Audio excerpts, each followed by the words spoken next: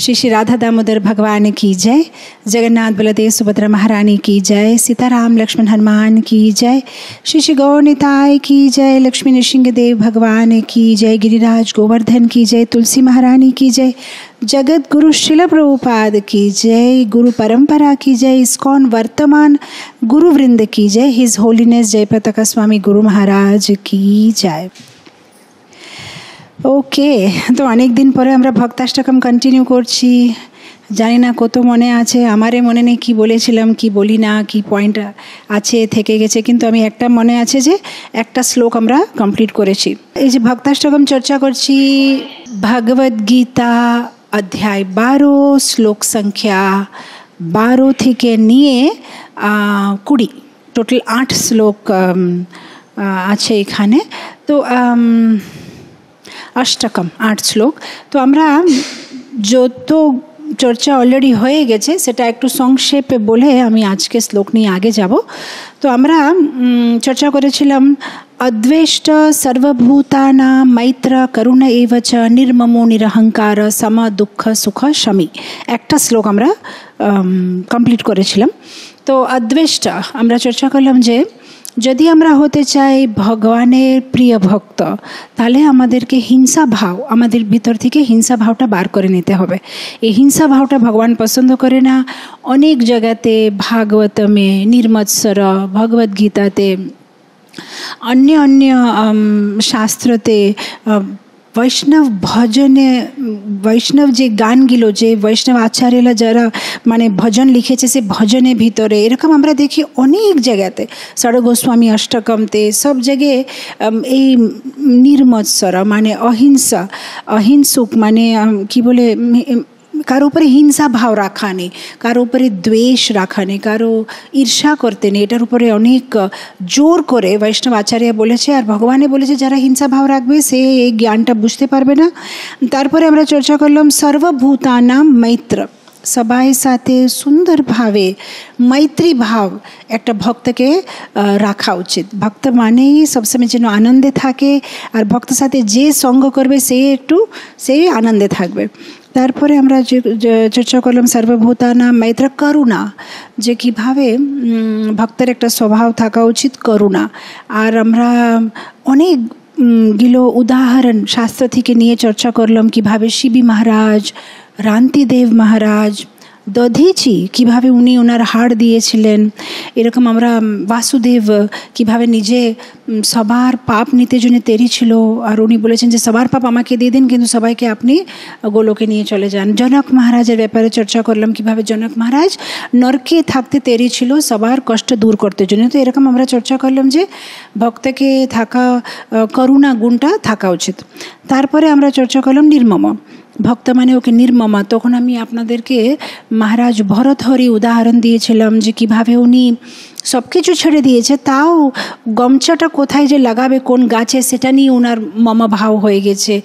ভরত মহারাজের ব্যাপারে আমরা চর্চা করলাম কীভাবে উনি সব কিছু ছেড়ে দিয়েছে কিন্তু হিরণের উপরে মম ভাব হয়ে গেছে। তো কীভাবে একটা ভক্তকে নির্মমা হতে হবে। যদিও ভক্ত কাছে সব কিছু আছে, বাড়ি পয়সা, ওকে এরকম ভাব রাখতে হবে যে এটা ভগবানের, কিছুক্ষণ জন্য ভগবান আমাকে এটা উপয়োগ করতে জন্য, এটা ইউজ করতে জন্য দিয়েছে। তারপরে আমরা চর্চা করলাম নিরহংকার। যদি আমরা ভগবানের প্রিয় ভক্ত হতে চাই তাহলে আমাদেরকে নিরহংকার হতে হবে।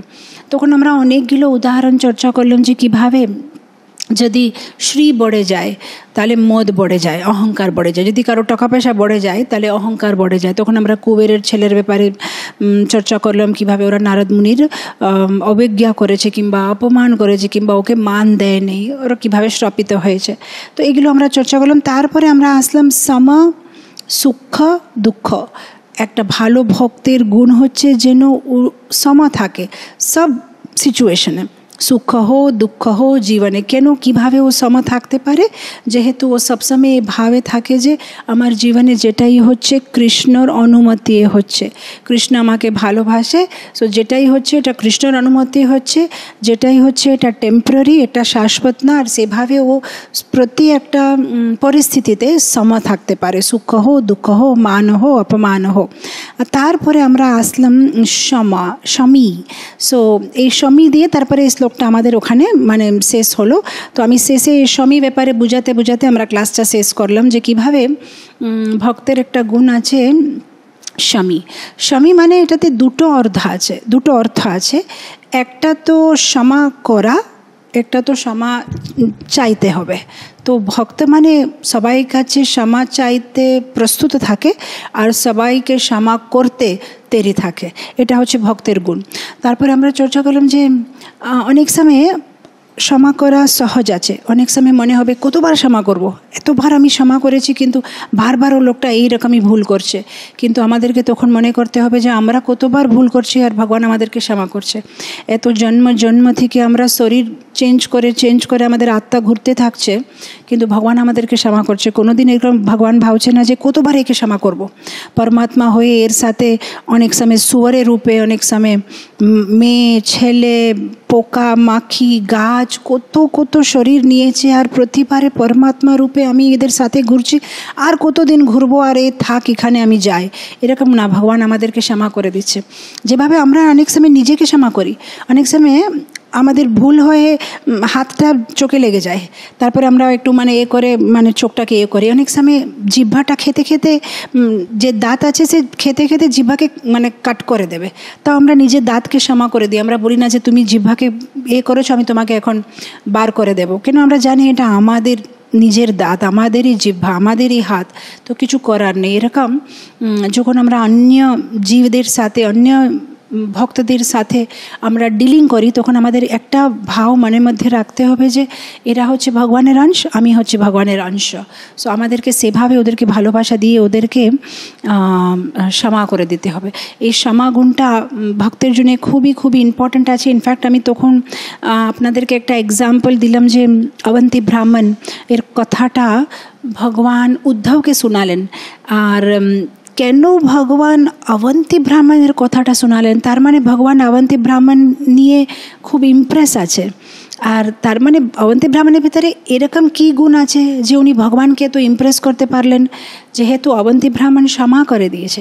ওনাকে কত লোক ওনার উপরে থুতু ফেলেছে, কত লোক ওনাদেরকে ঠেলে দিয়েছে, কেউ ওনাকে মারছে, কেউ ওনাদের পরে জল ফেলছে, মানে বলা যাবে না এরকম কিছু, সব কিছু ওনাদেরকে ভাবে ওনার ওপর ফেলেছে, বিরক্ত করেছে। কিন্তু তাও উনি এই একটাই যে সুন্দর শ্লোক আমরা চর্চা করেছিলাম যে কিভাবে উনি বলছিলেন যে এই সুখ দুঃখ যেগুলো আসছে এটা কোনো দেবতারা আমাকে দেয় না, এটা কোনো গ্রহ না, এটা কোনো কাল না, এটা কোনো কর্ম না, এটা শুধু আমার মন আমাকে দুঃখ দিচ্ছে। তো এভাবে উনি কত সুন্দরভাবে উনি সবাইকে ক্ষমা করতে পারছিলেন। সো এটা খুবই সুন্দর। ইনফ্যাক্ট ডিভোটি লাইফে সবথেকে ইম্পর্ট্যান্ট হচ্ছে এই গুণ। কেন? যদি আমাদের মনের ভিতরে অনেক কিছু থাকবে, আমরা ভগবানের জপ ভালোভাবে করতে পারবো না। আর ভগবানের জপ ভালোভাবে না করতে পারলে আমরা গোলকধাম যেতে পারবো না। আর মনের ভিতরে কি থাকে, এই সব কিছুর ঘটনাগুলোই থাকে, কে কি বলেছে, কে কি করেছে, সেটাকে আমাদের সাফ করে দিতে হবে। তখন আমি আপনাদেরকে এক্সাম্পলটা দিয়েছিলাম, কেন আমার মনে নেই যে কীভাবে জাপানের একটা স্কুল ছিল, সেই স্কুলের ভিতরে ওরা সব বাচ্চাদেরকে বলেছে যে তোমরা স্কুলের ভিতরে কাকে ভালোবাসো না একবার তোমরা গিনতি করো। তারপর গিনতি করার পরে টিচার বলেছে যে যত বাচ্চাদেরকে তোমরা ভালোবাসো না অত সিদ্ধ আলু নিয়ে আসো একটা প্যাকেটের ভিতরে। তখন ওরা আলু সিদ্ধ করে নিয়ে এসেছে। কেউ বলছে আমি 4 জন ছেলেকে ভালোবাসি না, কেউ বলছে আমাদের এই আমার বান্ধবীরও আমার ভালো লাগে না। তো যারা যত নাম্বার বলেছে অত সিদ্ধ আলু নিয়ে চলে এসেছে। আর তারপরে টিচার বলেছে তোমরা যেখানে যেখানে যাবে সেই আলুর ব্যাগটা সাথে সাথে নিয়ে যাও। তখন ওদেরকে অনেক ওজন লাগছিল। তারপর দ্বিতীয় দিন সেই ব্যাগটা, তৃতীয় দিন তারপরে পচে গেছে, পুরো গন্ধ আসছে। তখন সব বিদ্যার্থীরা বলছে যে টিচার এটা কতদিন আমরা এরকম নিয়ে ঘুরবো, খুব গন্ধ আসছে আর ভারী লাগছে আর উঠাতে পারছি না। তখন টিচার বলেছে যে তোমরা যে মনের মধ্যে এত সব কিছু নিয়ে ঘুরছো এটাই ভারী আছে, তোমরা এটা হাতে দিলাম বলে ভারী লাগছে, কিন্তু মনের ভিতরে এরকম অনেক কিছু তোমরা নিয়ে ঘুরছো, তো এটা তোমাদের ভারী লাগছে না। তো সেই জন্য আজকে থেকে সবাইকে নিজে বন্ধুর মতো মানো। সবাই যদি কেউ তোমাদের উপরে কিছু অন্যায় করেছে কিংবা তোমাদের সাথে ভালো ব্যবহার করে না, তাও ওদেরকে ক্ষমা করে দাও। কেন ওদেরও সব কিছু মনে রাখলে সে মনটা ভারী হয়ে যায়। এর ভারী মনের ভিতরে বিদ্যা যাবে না। এরকম এই ভারী মনের ভিতরে ভগবানের নাম যাবে না। যদি আমরা ভগবানের নাম করতে চাই তাহলে সবাইকে আমাদেরকে মাফ করে দিতে হবে। ইনফ্যাক্ট আমাদের জীবনের লক্ষ্য কে কে আমার সাথে কি খারাপ করেছে সেটা মনে রাখা না। জীবনের লক্ষ্য আমাদের সাথে কি কি ভালো হয়েছে সেটা ভালো স্মৃতি রেখে আনন্দে সুসুখম কর্তুম অব্যয়ম ভালোভাবে ভক্তি করে আগে চলে যেতে হবে। যেরকম উদাহরণ একটা ফটো অ্যালবাম, যদি আমি আপনাকে বলবো যে আপনার কাছে 3টা ফটো আছে, একটা ফটোর ভিতরে আপনি খুব সুন্দর দেখাচ্ছেন স্মাইল করে, একটা ফটোতে আপনি মানে একদম হাত এখানে লেগে গেছে, দেখতে ভালো লাগছে না, একটা ফটোতে আপনি নেই, সবাই আছে কিন্তু আপনি নেই। এখন এই 3টা ফটো যদি আপনার হাতে আছে, কোনটা ফটো আপনি অ্যালবামে লাগাবেন? ও যেটাতে আপনি ভালো দেখাচ্ছেন, স্মাইল করছেন, সেই ফটোটা আপনি লাগাবেন, বাকি ফটোগুলো বাদ দিয়ে দেবেন। এরকম আমাদের জীবনে যেটা যেটা ভালো হয়েছে সেটা মনের দিওয়ালের উপরে লাগিয়ে দিতে হবে ফটো ফ্রেমগুলো। আর যে যে ঘটনাগুলো আমাদের সাথে ভালো হয় না সেগুলো ডাস্টবিনে ফেলে দিতে হবে আর ভুলে যেতে হবে। কেন? মনের দিওয়ালের উপরে যেটা লাগাবো সেটা জীবনের শেষে সেই দিওয়ালটাই দেখতে পাবো। যদি ভালো ভালো ফটো লাগিয়েছি তাহলে যখন শেষে আমি শরীরটা ছাড়বো তখন সেই ফটোগুলোই বারবার চোখের সামনে আসবে। আমি কিভাবে বৈষ্ণব সেবা করেছিলাম, কিভাবে কোনো ভগবানের জন্য রাজভোগ রান্না করেছিলাম, কীভাবে এরকম ভালো ভালো যেটা আমাদের জীবনে হয়েছে সে ভালো ভালো চিত্রপট, সে ভালো ভালো পেন্টিংগুলো মনের দিওয়ালের উপরে লাগাতে হবে। তখন শেষে যখন আমরা শরীরটা ছেড়ে দেবো তখন সেই স্মৃতিগুলো আসবে। ইনফ্যাক্ট আমার একটা গল্প মনে পড়ছে। এটা একটা স্বামীজি ছিলেন একটা গ্রামে। উনি পাহাড়ের উপরে থাকতেন, পাহাড়ের নিচে অনেক গ্রামবাসীরা থাকতেন। গ্রামবাসীদের মধ্যে একটা যুবতী ছিল, সে কোনো একটা যুবকের সাথে ভালোবাসা ছিল, ভালোবাসা হয়ে মানে ওরা বিয়ে করেনি কিন্তু এই মেয়েটা গর্ভবতী হয়ে গেছে। তো তখন যখন মা বাবারা জেনে গেছে তখন বলছে যে এই বাচ্চাটা কার বাচ্চা, বলো কার সাথে তোমার মানে অভদ্র সঙ্গ আছে। তখন এই মেয়েটা বলতে পারছে না, ভয় করছে যদি ও ছেলেটার নাম বলে দেবো তাহলে সবাই একে গিয়ে মারবে। তো কার নাম বলবো, কারোর নাম তো বলতে হবে, বলো বলো বলে সবাই জোর দিচ্ছে, যারা যারা গ্রামের বড় লোকেরা। তো সাথে সাথে মানে ভয়ে ও বলে দিয়েছে ও সাধু, যে পাহাড়ের উপরে আছে না ওই সাধুটাই। তখন সবাই রেগে গিয়ে লাঠি টাঠি নিয়ে সবাই পাহাড়ের উপরে উঠে গেছে। উঠে সে সাধুকে বলেছে তুমি আমাদের মেয়ের সাথে এরকম কাজ করেছো। সাধু কিছু জানে না, ও যেটাই বলছে হরে কৃষ্ণা হরে কৃষ্ণা, কিছু বলে নেই। আচ্ছা আর হরে কৃষ্ণা বলবে আমাদেরকে? এরকম কাজ করার পরে আরও মারছে, বলছে হরে কৃষ্ণা, আর কি বলবে। তারপরে শেষে ওরা সব ওকে মারামপিটি করার পরে নিচে চলে এসেছে। তারপরে মেয়েটা 9 মাস হয়ে গেছে, বাচ্চা হয়ে গেছে। তা বাচ্চাটা নিয়ে গিয়ে সাধুর হাতে দিয়ে দিয়েছে, বলছে তোমার বাচ্চাটা তুমি রাখো, আমাদের সাথে কোনো সম্বন্ধ নেই। তো সাধু বলছে হরে কৃষ্ণা, কিছু বলে নেই। তা হরে কৃষ্ণ বলে সে বাচ্চাটাকে নিয়েছে। এখন ও সাধু কোনো রকম ও বাচ্চাটাকে দেখছে। এখন এই মেয়েটা 1 মাসের পরে মনটা মানে চঞ্চল হয়ে গেছে যে আমার বাচ্চাটাকে হাতে নিতে পারছি না, সাধুকে সবাই মানে এভাবে বলেছে, আমি এখন আর সবাইকে বলে দিই সত্যি কথা কি। তো একবার মানে ও বলে দিচ্ছে যে অ্যাকচুয়ালি সাধুর কোনো দোষ নেই, সাধু কিছু করে না, অ্যাকচুয়ালি পাশের গ্রামের ছেলের সাথে আমার সম্বন্ধ আছে। তখন সবাই ভাবছে আরে সাধু কত ভালো, মানে যেটাই হলো মানে হরে কৃষ্ণ, আর কিছু বলেই না। সাথে সাথে সবাই আবার পাহাড়ের উপরে চড়লো আর সাধুকে বললো সাধু বাবা আপনার কোনো দোষ নেই, বাচ্চাটা দিয়ে দিন, আপনার বাচ্চা না এ অন্য কোনো ছেলের বাচ্চা মানে লোকের বাচ্চা। তখন সাধু বলছে হরে কৃষ্ণ। তখন এরা অবাক হয়ে গেছে যে আমরা এখন ওকে প্রশংসা করছি যে আপনি খুব ভালো, তাও হরে কৃষ্ণ, অপমান করলাম তাও হরে কৃষ্ণ, যেটা বললো হরে কৃষ্ণ। মানে সেটা হচ্ছে ভক্তের স্বভাব। ভক্ত ক্ষমা করে দিতে পারে। কেন ভক্ত ক্ষমা করে দিতে পারে? যেহেতু ও ভগবানের সাথে কানেক্টেড আছে। ইনফ্যাক্ট আমার আরেকটা গল্প মনে পড়ছে, আব্রাহিম লিঙ্কন। এটা তো আমি একটা সাধুর কথা বললাম, এখন আমি একটা সাধারণ কর্মী লোকের কথা বলছি। আব্রাহিম লিঙ্কন যিনি ছিলেন আমেরিকার প্রেসিডেন্ট, তো উনাকে একজন খুব বিরক্ত করছিল, তো অনেক বিরক্ত করেছিল। তো প্রেস রিপোর্টার্স ওনাকে গিয়ে মানে ইন্টারভিউ নিচ্ছে, তো বলছে যে ও যে লোকটা যে আপনাকে মানে এত তকলিফ দিচ্ছে ওনার ব্যাপারে আপনি কিছু বলেন। তখন ওনার ব্যাপারে ও খুব সুন্দর সুন্দর কথা বলেছে, ও এরকম ওরকম ওরকম। তো আপনার মানে ওনার ব্যাপারে আপনার কি মনোভাব আছে? তো উনি অনেক কিছু সুন্দর কথা বললেন। তখন প্রেসে যে রিপোর্টারগুলো আছে তারা অবাক হয়ে গেছে, অবাক হয়ে বলছে আপনি ওনাদের ব্যাপারে এত সুন্দরভাবে কথা বলছেন কিন্তু উনি আপনার ব্যাপারে এরকম বলছিল। তখন আব্রাহাম লিঙ্কন জবাব দিয়েছে, আপনি আমাকে জিজ্ঞেস করলেন যে ওনার ব্যাপারে আমার কি মনোভাব, আমি বলে দিলাম উনি আমার ব্যাপারে কি বিচার করছে সেটার সাথে আমার কি সম্বন্ধ, আমার কি ভাব আছে আমি এটা প্রকট করলাম। সো আপনি একটু মানে ভেবে দেখেন যে সাধারণ কর্মী লোক যারা মানে সাকসেসফুল আছে তাদের এরকম মন্ত্র আছে যে যদি আমাদের সাথে কেউ খারাপ করলেও যদি আমরা তাদেরকে ক্ষমা করব না তো ওর কিছু ক্ষতি হবে না, ক্ষতি আমাদেরই হবে, কেন আমরা ভালোভাবে প্রোগ্রেস হতে পারবো না। সেই জন্য ওরা এত ইন্টেলিজেন্ট আছে যে যদি আমাদের প্রোগ্রেস হতে হবে I just have to forget and forgive, okay ভুলে যেতে হবে আর আগে চলে যেতে হবে, ওদের এত বুদ্ধি আছে। তাহলে আমরা তো ভক্ত হয়ে আমাদেরকে তো আরও মানে সেটা সিরিয়াসলি নিতে হবে যে যদি আমি ভক্তিতে আগে বাড়তে চাই তাহলে ও লোকের সাথে আমার কী সম্বন্ধ, যেটা আছে সবাইকে আমাদের ক্ষমা করে দিতে হবে। যেরকম আমরা দেখি অম্বরীশ মহারাজ কীভাবে উনি দুর্বাসা মুনিকে ক্ষমা করে দিয়েছেন। আমরা গতবারে ক্লাসে চর্চা করলাম যে কিভাবে অম্বরীশ মহারাজ প্রতি পরিস্থিতিকে শাস্ত্রচক্ষু দিয়ে দেখেছেন, আর দুর্বাসা মুনি সে নিজের মোহ, নিজের কি বলে ইমোশন, মনোদ্বেগ দিয়ে দেখেছে। যখনই অম্বরীশ মহারাজ দেখছে যে দুর্বাসা মুনি রেগে গেছে আর ওনার উপরে সুদর্শন চক্র পাঠাচ্ছে, তখন অম্বরীশ মহারাজ শাস্ত্রচক্ষু দিয়ে, ওনার উপরে রাগ করছে না, উনি শাস্ত্রচক্ষু দিয়ে দেখছে উনি যেটা করছেন সেটা তো ঠিক, আমি তো ওনার অপমান করে দিলাম, আমাকে তো জল খাওয়া উচিত ছিল না, যেটা হচ্ছে আমার জন্য ঠিকই হচ্ছে। শাস্ত্রচক্ষু দিয়ে ঘটনাটা শাস্ত্রচক্ষু দিয়ে দেখেছে।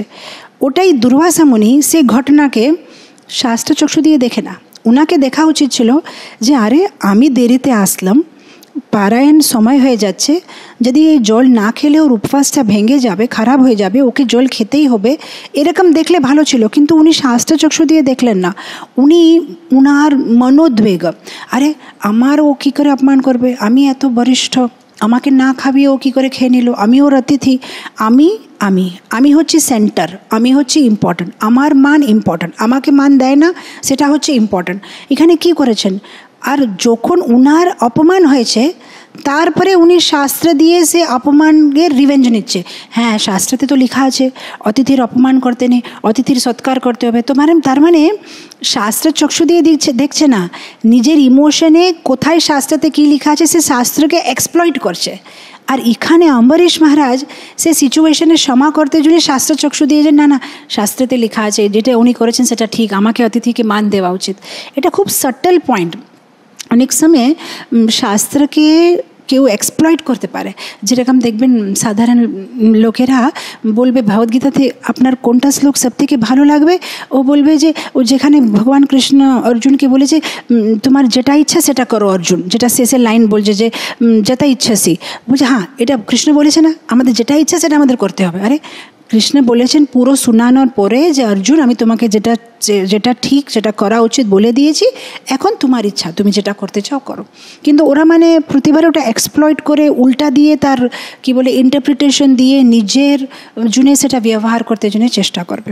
তো এটা খুব ইম্পর্টেন্ট পয়েন্ট যে আমাদেরকে কি বলে ক্ষমা করে দিতে হবে। ক্ষমা it's very very important. In fact যদি আমরা কাউকে ক্ষমা করি সেটাতে লাভ আমাদেরই আছে। অনেক সময় আমার একটা খুব কি বলে একটা হাস্যপদ ঘটনা মনে পড়ছে। একটা পিঁপড়া সে একটা হাতির সাথে ঝগড়া লেগেছে। তখন হাতি বলছে দেখো আমি খুব বড়, পিঁপড়া বলছে তুমি কি বড়, আমি তোমার থেকে বড়। তখন হাতি মানে ওর অনেকটা অপমান করে ফেলছে যে তুমি একটা পিঁপড়া, তুমি কি আমার করতে পারবে, আমার শরীর কোথায়, তোমার শরীরটা কোথায়। তখন পিঁপড়া বলছে আমি তোমাকে দেখাবো।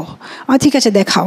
তারপরে পিঁপড়া কি করেছে, সে পিঁপড়াগুলো চিঁটিগুলো একসাথে হাতির কানের ভিতরে চলে গেছে। যখন কানের ভিতরে চলে গেছে তখন হাতি মানে সে পেনটা সহ্য করতে পারছে না, দুই পাশে কানটা এরকম এরকম করে হিলাচ্ছে।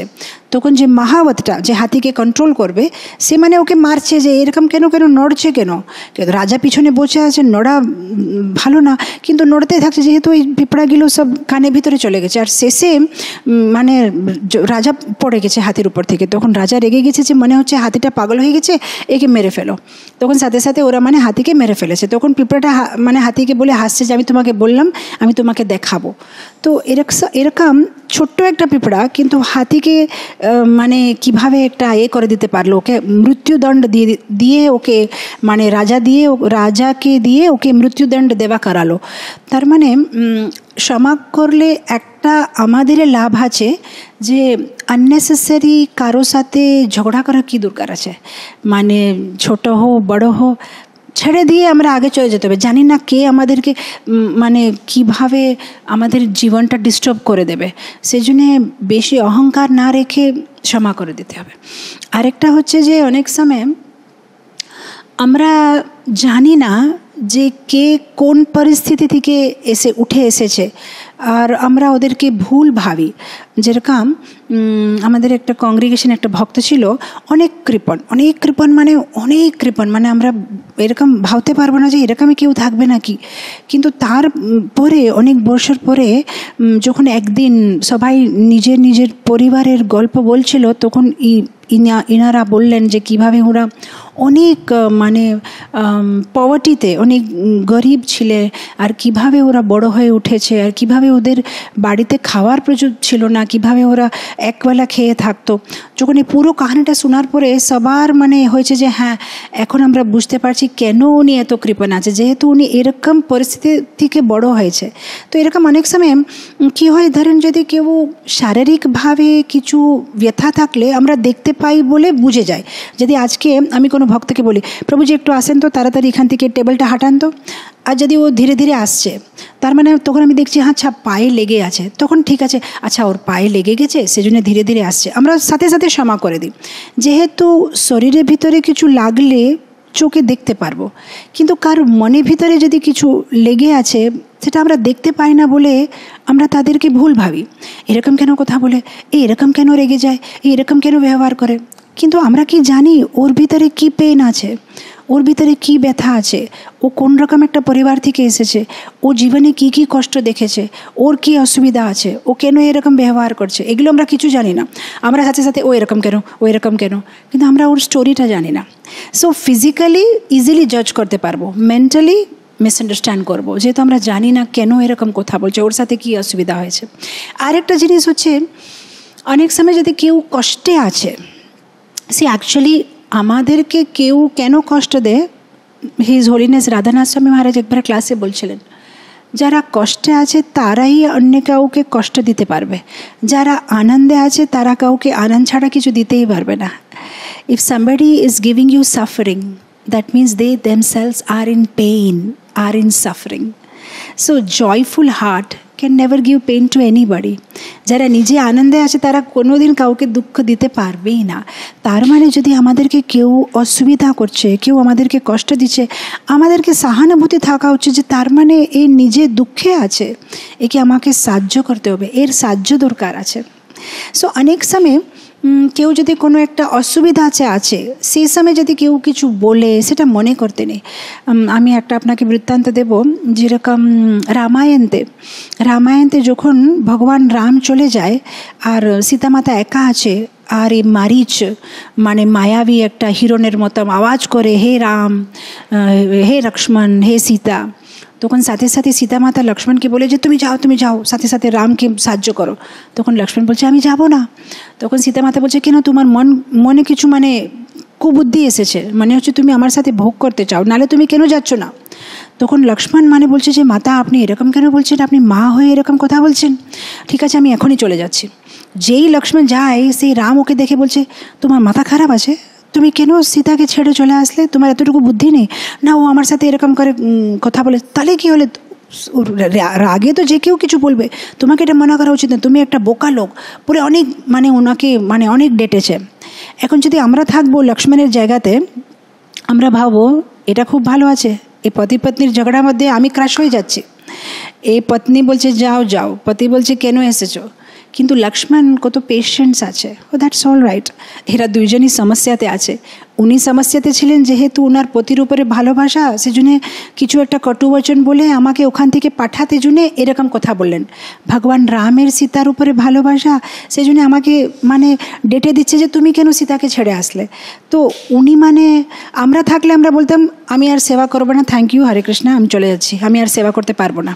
কিন্তু লক্ষ্মণ সহ্য করে সেবা কন্টিনিউ করেছে। ও দ্যাটস অল রাইট, ওরা পেইনে আছে, দে আর ইন পেইন, আমাকে টলারেট করতে হবে। তো এরকম আমাদের ডে টু ডে লাইফে এরকম আমরা অনেক ডিভোটিসকে আমরা ফেস করব যারা নিজে পেইনে আছে। তো আমাদেরকে ওদেরকে সাহায্য করা দরকার আছে।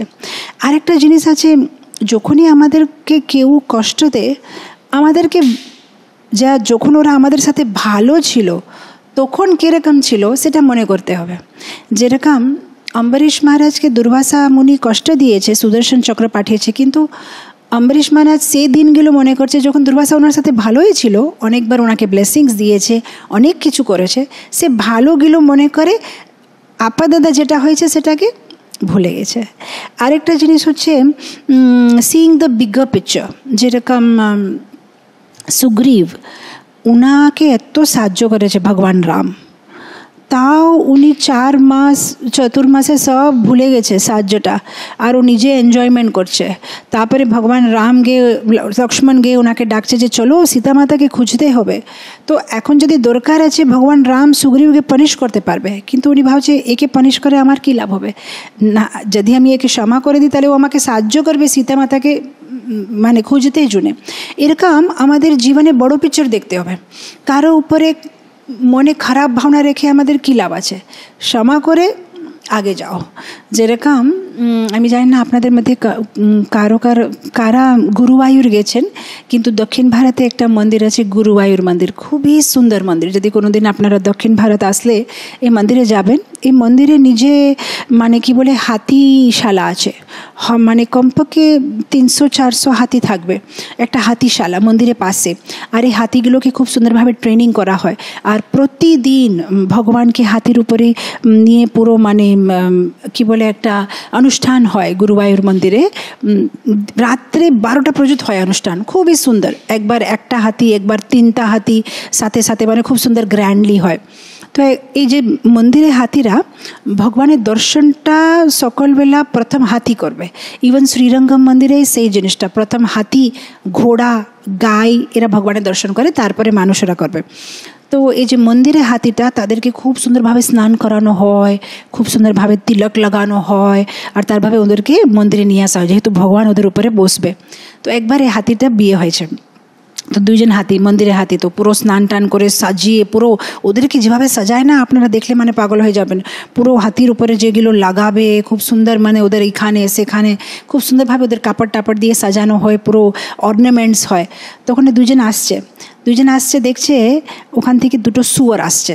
এখন শুয়োরের নতুন বিয়ে হয়েছে আর এর নতুন বিয়ে হয়েছে। তো শুয়োরে যখন নতুন বিয়ে হয়েছে তো ওর বউকে দেখাতে জন্যে, মানে শুয়োর মানে কি খায়, ওরা তো মানে পটি টটি খায়, মানে সব খারাপ জিনিসগুলো খায়। তো ও মানে পুরো পেশাব দিয়ে এটা ওটা পুরো গন্ধা আছে। সে এসে ও হাতিকে দেখে বলছে, এই হাতি, তোমাকে সকালবেলা দেখে খুব ভালো লাগলো, চলো আমাদের 2 হাত হয়ে যায়, চলো আমরা 2জনে একটু ফাইটিং করি। তখন হাতি বলছে না আমি পারবো না। তখন এই শুয়োরটা মানে নতুন বিয়ে হয়েছে, তো ওকে দেখাতে জন্য বলছে, হ্যাঁ পারবে না আমার সাথে, হেরে গেছো, এত ভয় তোমাকে, আমাকে দেখে এত ভয় লাগে তোমার? হ্যাঁ তোমাকে দেখে আমার অনেক ভয় লাগে, আমি তোমার সাথে পারবো না, এরকম করে চলে যাচ্ছে। তখন যে হাতির বউটা এ বলছে, আরে আমি তো ভাবলাম যে আপনি খুব শক্তিমান, আমি তো ভাবছি যে আপনার খুব সাহস আছে, আপনার এত বড় শরীর আছে, ও শুয়োরটা হচ্ছে ছোট্ট একটা শুয়োর, আর আপনি তাকে কিছু না বলে চলে এসেছেন, আমার মনটা খুব খারাপ হয়েছে। তখন হাতিটা বলছে, আরে তুমি বুঝতে পারছো না, ও পুরো একদম পটি পেশাব সব কিছু দিয়ে ভর্তি লোকটার, আমি হচ্ছি ভগবানের হাতি, স্নান টান করে আমাকে সুন্দর চন্দনের তিলক লাগিয়েছে, ভগবান আমার উপরে বসবে, আমি যদি ওর সাথে ফাইটিং করতে যাবো ও সব কিছু আমার উপরে লাগবে, আমার কী দরকার আছে? আমি যদি ওকে বলে দিলাম যে আমি তোমার সাথে পারবো না, ওটাতে আমার কি ক্ষতি হয়ে গেল? ভগবান আমার উপরে বসবে, সেটা খুব ইম্পর্ট্যান্ট আছে। তখন বললো, হ্যাঁ এটা তো আমি মানে ভাবতেই পারলাম না। তো এরকম অনেক সময় আমরা কাউকে দেখাতে জন্য যে আমি খুব মহান, এটা কী লাভ আছে ওদের সাথে? যেরকম রূপ সনাতন, ও দিগ্বিজয় পণ্ডিত এসেছে, বলছে হ্যাঁ তুমি খুব মহান, ঠিক আছে আমি সাইন করে দিলাম, হরে কৃষ্ণ, আমার সময় নষ্ট। সময় খুব ইম্পর্ট্যান্ট আছে, কৃষ্ণা কনসিয়াসনেসের সময় খুব ইম্পর্ট্যান্ট আছে।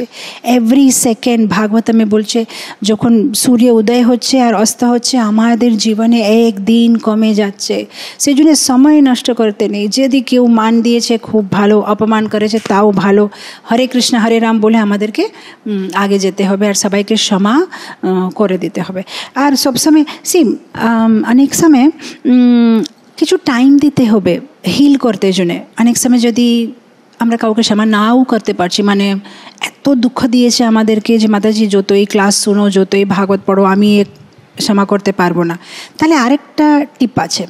আমরা একটা কাজ করতে পারি, স্পিরিচুয়াল এঙ্গেজমেন্ট, মানে আমাদের মাইন্ডের ভিতরে ওসব স্মৃতিগুলো আছে, কিন্তু সেই মাইন্ডে যদি আমরা কৃষ্ণ সেবাতে ব্যস্ত হয়ে যাব, তাহলে ধীরে ধীরে ধীরে এই যেগুলো আছে সেগুলো মাইন্ডে থেকে বাইরে চলে যাবে আর মাইন্ডটা পুরো কৃষ্ণ সেবাতে ভর্তি হয়ে যাবে।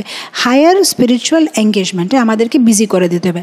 অনেক সময় যদি আমরা অনেক কষ্ট পেয়েছি কারোর জন্যে, তাহলে একটু রেস্ট, মানে মাইন্ডকে একটু সময় দিতে হবে হিল হতে জন্যে। অনেক সময় হচ্ছে খুব থেকে বড় ঔষধ। একটু সময় চলে গেলে আপনি আপ মনটা ঠিক হয়ে যাবে। আর আরেকটা জিনিস হচ্ছে, অনেক সময় ঘটনা থেকে বেশি সম্বন্ধকে আমাদেরকে ইম্পর্টেন্স, গুরুত্ব দিতে হয়।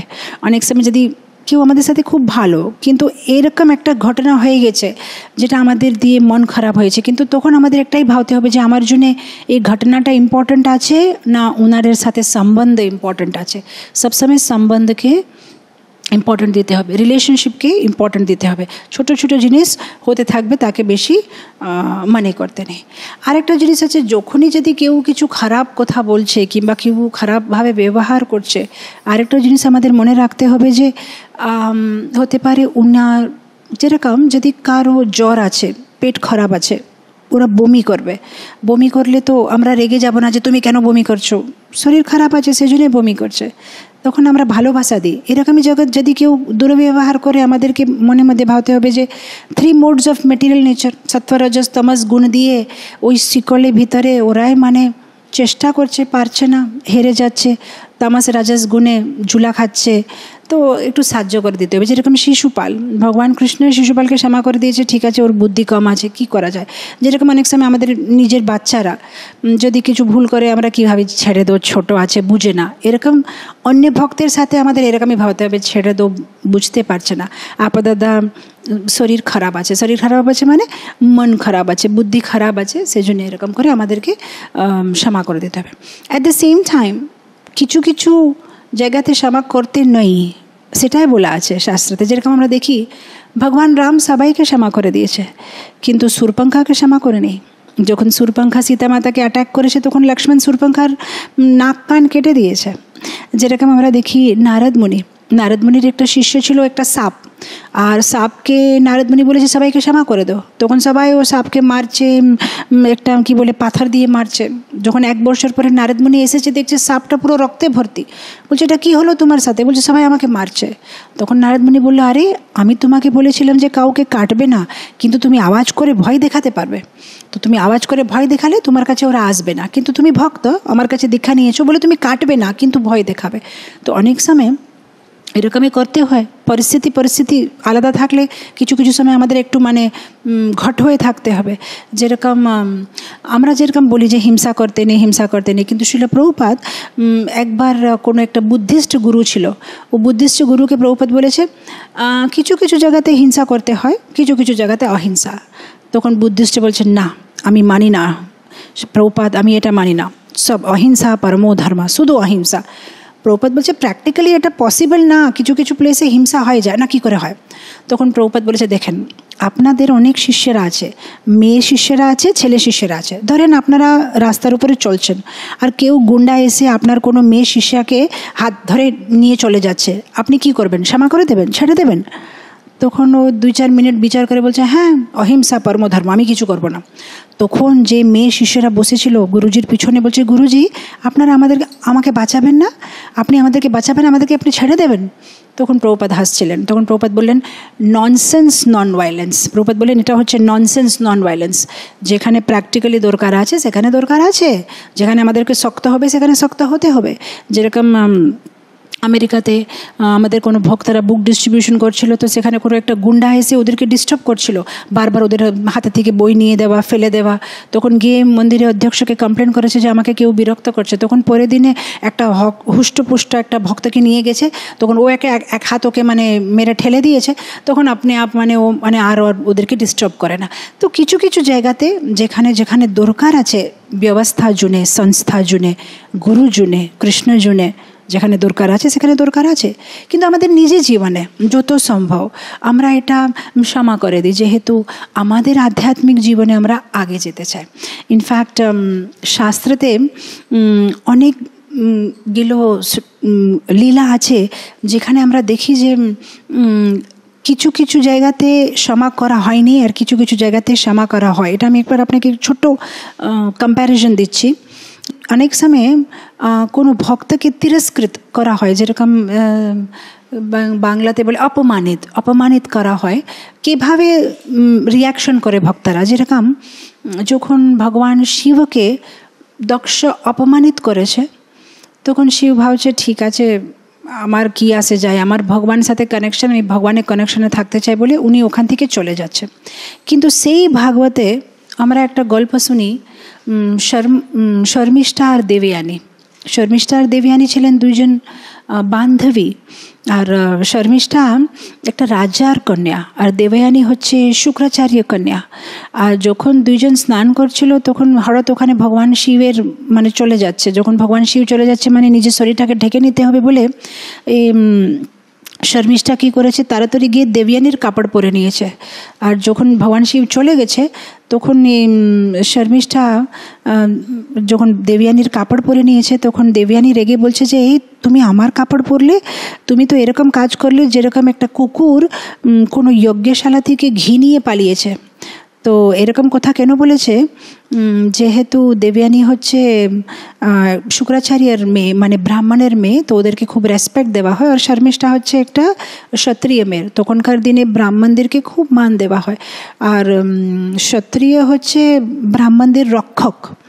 তো কুকুর বলে কেন বলা হয়েছে, কেন তখনকার দিনে ক্ষত্রিয়দের একটাই কাজ, ব্রাহ্মণ যারা মানব কল্যাণের জন্য যজ্ঞ করবে, তপস্যা করবে, তাদের একটা কুকুরের মতন রক্ষা করা, সেটাই ক্ষত্রিয় কাজ। তো সেই জন্য জানে করে কুকুরের উপমা দিয়েছে, যেরকম একটা কুকুর যজ্ঞশালা থেকে ঘি নিয়ে পালিয়ে যায়, তুমি এরকম আমার কাপড় নিয়েছো আর তুমি পরে নিয়েছো আমার কাপড়। তো এখন শর্মিষ্ঠা কী করা দরকার ছিল, অপমান করলেও সরি আমার ভুল হয়ে গেছে, আমি দেখলাম না। ওর রাগ লেগেছে, যেহেতু ব্রাহ্মণরা কথা খুব সুন্দর বলতে পারে, ক্ষত্রিয় কথা বলতে পারবে না, ওরা হাতের কাজ সুন্দর করতে পারে। তো এর রাগ লেগেছে বলে শর্মিষ্ঠা কী করেছে, দেবযানীকে মানে ঠেলে দিয়েছে একটা কুয়ার ভিতরে। সে কুয়ার ভিতরে জল ছিল না, মানে ড্রাই কুয়া, আর ঠেলে চলে গেছে। আর তারপরে যখন মানে বাড়িতে গিয়ে রাজাকে বলেছে যে আমি আজকে এরকম কাজ করলাম, তখন রাজা বলছে আরে তুমি অনেক বড় ভুল করেছো, শুক্রাচার্য আমাদেরকে মানে শ্রাপ দিয়ে দেবে, চলো আমরা দুইজন গিয়ে ওনাকে ক্ষমা চাই। তারপরে অবশ্যই এটা খুব বড় ঘটনা আছে। তারপর কিভাবে মহারাজ যয়াতির সাথে দেবযানীর বিয়ে হয়, আর কিভাবে শর্মিষ্ঠাকে পুরো জীবন দেবযানীর কাজ করার মেয়ের মতন থাকতে হয়, ওর দাসীর মতন। তো এরকম আমরা দেখছি এখানে অপমান হয়েছে শিবের, শিব কি করেছে, ছেড়ে দিয়েছে। শেষে রেজাল্ট কি হয়েছে, ভগবান শিবকে সবাই পূজনীয়।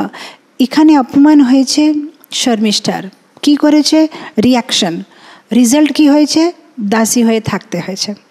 আরেকটা উদাহরণ আছে বিপ্রলব্ধা, যে ভক্ত আছে তাকে যদি কেউ ছল করলেও সে ক্ষমা করে দেবে। যেরকম আমাদের ভাগবতে আছে মহারাজ নভাগার কথা। মহারাজ নভাগের ছেলের নাম ছিল নভাগা, আর উনার ছেলে ছিল অম্বরীশ মহারাজ। তো এই যে নভাগার কথা হচ্ছে যে নভাগা যখন গুরুকুলে গেছে, ও ভাবছিল যে আমি এখন গুরুকুল থেকে আর কোনোদিন বাড়ি ফিরে যাব না, ব্রহ্মচারী হব, তারপরে সন্ন্যাসী হব, আর গুরুকুলেই থেকে যাব। কিন্তু কিছু বছর পরে ও হঠাৎ করে গুরুকুল থেকে ফিরে এসেছে বাড়িতে। যখন ফিরে এসেছে তখন ওর ভাইয়ের দাদারা বলছে আমরা তো যত সব প্রপার্টি ছিল সব আমাদের মধ্যে ভাগ করে ফেললাম, তো তোমার ভাগটা মানে ওরা আর দিতে চাচ্ছে না ওকে কিছু ভাগ। তখন ওরা বলে দিচ্ছে হ্যাঁ তোমার ভাগে হচ্ছে আমাদের বাবা, লো বাবা নিয়ে যাও, বাবাই তোমার ভাগ। তখন ও মানে চুপচাপ করে নিয়ে চলে যাচ্ছে। তখন নাভাগার বাবা বলছে, নাভাগা তোমাকে এরা ছল করেছে, আমি কারো ভাগ না, আমি তো একটা বুড়ো লোক, তুমি আমাকে নিয়ে কি করবে, তোমাকে দরকার ছিল ওদের থেকে ধন নেওয়া। তখন নাভাগা বলছে কোনো অসুবিধা নেই, আমি আপনার সেবা করব বাবা, সেটাই আপনি হচ্ছেন আমার ভাগ, যেটা ভাগ করা হলো। তখন ওনার বাবাকে নাভাগার উপরে খুব দয়া এসে বলছে, দেখো নাভাগা, কিছু দূরে জঙ্গলের ভিতরে কিছু ব্রাহ্মণেরা যজ্ঞ করছে, আর ওরা যজ্ঞতে কিছু মানে ভুল উচ্চারণ করছে, তুমি গিয়ে ওদেরকে সাহায্য করো, যখন ওদের যজ্ঞটা শেষ হয়ে যাবে তখন সে পুরো ধনটা ওরা এখানেই ছেড়ে ওরা যখন স্বর্গে চলে যাবে তুমি সে পুরো ধনটা নিয়ে নিতে পারো। তো অবশ্যই সেটা একটা বড় কাহিনী আছে, কিভাবে ও শেষে ধনে পায়, জ্ঞান পায়, ভগবান শিবের আশীর্বাদ পায়। তো এখানে নাভাগাকে ছল করা হয়েছে, কিন্তু সে ছলটাকে মানে ও বেশি মনে করেনি, শেষে ও বিজয়ী হয়েছে। আরেকটা এক্সাম্পল দেখেন আপনি, যেরকম দিতি, কশ্যপের বউ দিতি, ওকে যখন ও ভাবছে যে হ্যাঁ ইন্দ্র আমার ছেলেকে মেরেছে, তো আমি একটা এরকম ছেলে চাই যে ইন্দ্রকে মারবে, তো মানে ও কি করেছে, ওর পতিকে ছল দিয়ে, মানে যে আগে বলে নেই যে আমি এরকম চাই, অনেক সুন্দরভাবে ওর সেবা করে, এটা করে ওটা করে, শেষে যখন ও মানে খুব খুশি যে তুমি এত সুন্দর আমার সেবা করছো, কিছু তো চাও আমার কাছে, তখন বলছে হ্যাঁ আমি চাই, আমি একটা ছেলে চাই যে ইন্দ্রকে মারবে। তো এখানে ও ছল করেছে, নিজে পতির সাথে ছল করেছে, কিন্তু শেষে ওর সাথে ছল হয়েছে। কিভাবে ছল হলো, যখন এ উপবাসটা করছিল, খুব কঠিন উপবাস, এই উপবাস করলে পাক্কা এরকম একটা ছেলে পাবে যে ইন্দ্রকে মারবে, কিন্তু ওর পতি একটা জিনিস বলেছে, যদি ভুল করবে উপবাসে, তোমার যদি ছোট্ট একটা ভুল হয়ে যাবে, তাহলে তোমার ছেলেরা ইন্দ্রকে মারবে না, ইন্দ্রকে সাহায্য করবে। তখন ও মানে খুব সুন্দরভাবে মানে করছিল, নিজের ব্রতটা পালন করছিল। কিন্তু একদিন এরকম হলো, মানে হচ্ছে রাত্রে ঘুমাবার আগে মুখটা ধুতে ভুলে গেছে। আমাদের একটা নিয়ম আছে ভক্তদের, আমি জানি না, অবশ্যই আমি ভাবছি সবাই এটা পালন করে, যে রাত্রে ঘুমাবার আগে পায়েটা ধুতে হবে, মুখটা ধুতে হবে, এটা খুব ইম্পর্ট্যান্ট আছে, কেন নালে সব ব্যাড এলিমেন্টস, আননেসেসারি খারাপ স্বপ্ন আসে। তো উনি ভুলে গেছেন, যেহেতু উনি ছিলেন গর্ভবতী, ক্লান্ত হয়ে গেছে, তো মুখ ধোয়া ভুলে ঘুমিয়ে গেছে। যখন ঘুমিয়ে গেছে তখন ইন্দ্র ভাব একটা সুযোগ পেয়ে গেছে যে আরে ভুল করেছে, তো আমি এখন ওর পেটে চলে যাব। তো ইন্দ্র ওর পেটে গিয়ে ও ছেলেটাকে মারছে। যখন ছেলেটাকে মারছে, ছেলের 7 ভাগ হয়ে 7টা ছেলে হয়ে উঠেছে। তখন 7 জন ছেলেকে মারলে এক একটা ছেলে 7 ভাগ হয়ে 49 ছেলেরা হয়ে গেছে। আরও যখন মারতে চেষ্টা করছে তখন ওরা বলছে আরে ইন্দ্র মারবে না, আমরা হচ্ছে তোমার ভাই, আমরা তোমাকে সাহায্য করব, আমরা তোমার দুশ্মন না। তো এখন কি হলো, ছল করতে গেছে দিতি, কিন্তু ওই ছল হয়ে গেছে। এখন ইন্দ্রকে মারবে কি, ইন্দ্রার মানে ফ্রেন্ডস হয়ে গেছে ওরা। তো এরকম আমি আপনাকে দুটো এক্সাম্পল দিচ্ছি যে কিভাবে কি করলে তার রেজাল্ট কি আছে, কি না করলে কি হবে। যেরকম নেক্সট হচ্ছে সপ্ত, যখন অভিশাপ, আমরা দেখি যে ভাগবতে পরীক্ষিত মহারাজ অভিশাপ পেয়েছে, শৃঙ্গী ঋষি যে তুমি 7 দিনে মরে যাবে। কিন্তু উনি যদি চাইতেন, উনার এত পাওয়ার ছিল, উনি ফিরে শ্রাপ দিতে পারবে যে হ্যাঁ তুমিই মরে যাবে, কিন্তু উনি শ্রাপ দিলেন না।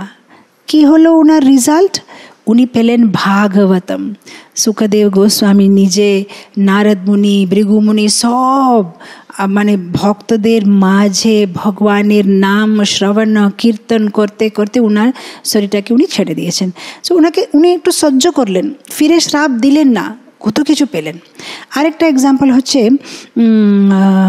যেরকম দেবয়ানী শুক্রাচার্যের মেয়ে, যখন শুক্রাচার্যের বাড়িতে আশ্রমে অনেক মানে বাচ্চারা আসতেন গুরু কাছে শিক্ষা নিতে জন্য, তখন এরকম কচ্ছা বলে একজন শুক্রাচার্যের শিষ্য, উনি আসতেন ওখানে মানে ভালোভাবে শিখতে জন্য।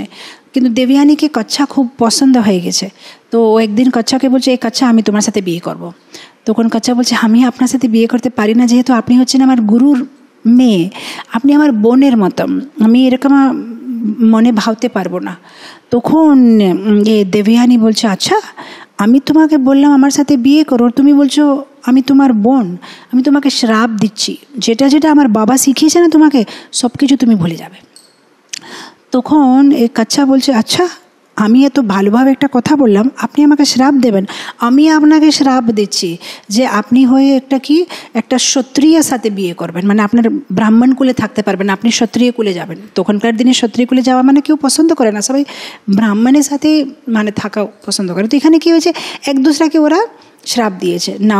না দেবযানী খুশি থাকতে পারলো, না কাচ্ছাপ খুশি থাকতে পারলো। যেহেতু যখন ওর অনেক দরকার ছিল মন্ত্রগুলো যেটা শুক্রাচার্য শিখেছে, তখনই ও সে মন্ত্র ভুলে গেছে। আর দেবযানী অনেক দুঃখ পেয়েছে। মহারাজ যয়াতির সাথে বিয়ে করার পরেও মানে উনি খুশি থাকতে পারলেন না, যেহেতু অনেক সময় যয়াতি মহারাজ শর্মিষ্ঠার সাথে বাচ্চা বানিয়েছে, আর অনেক কিছু ওর জীবনে ঘটনা হয়েছে।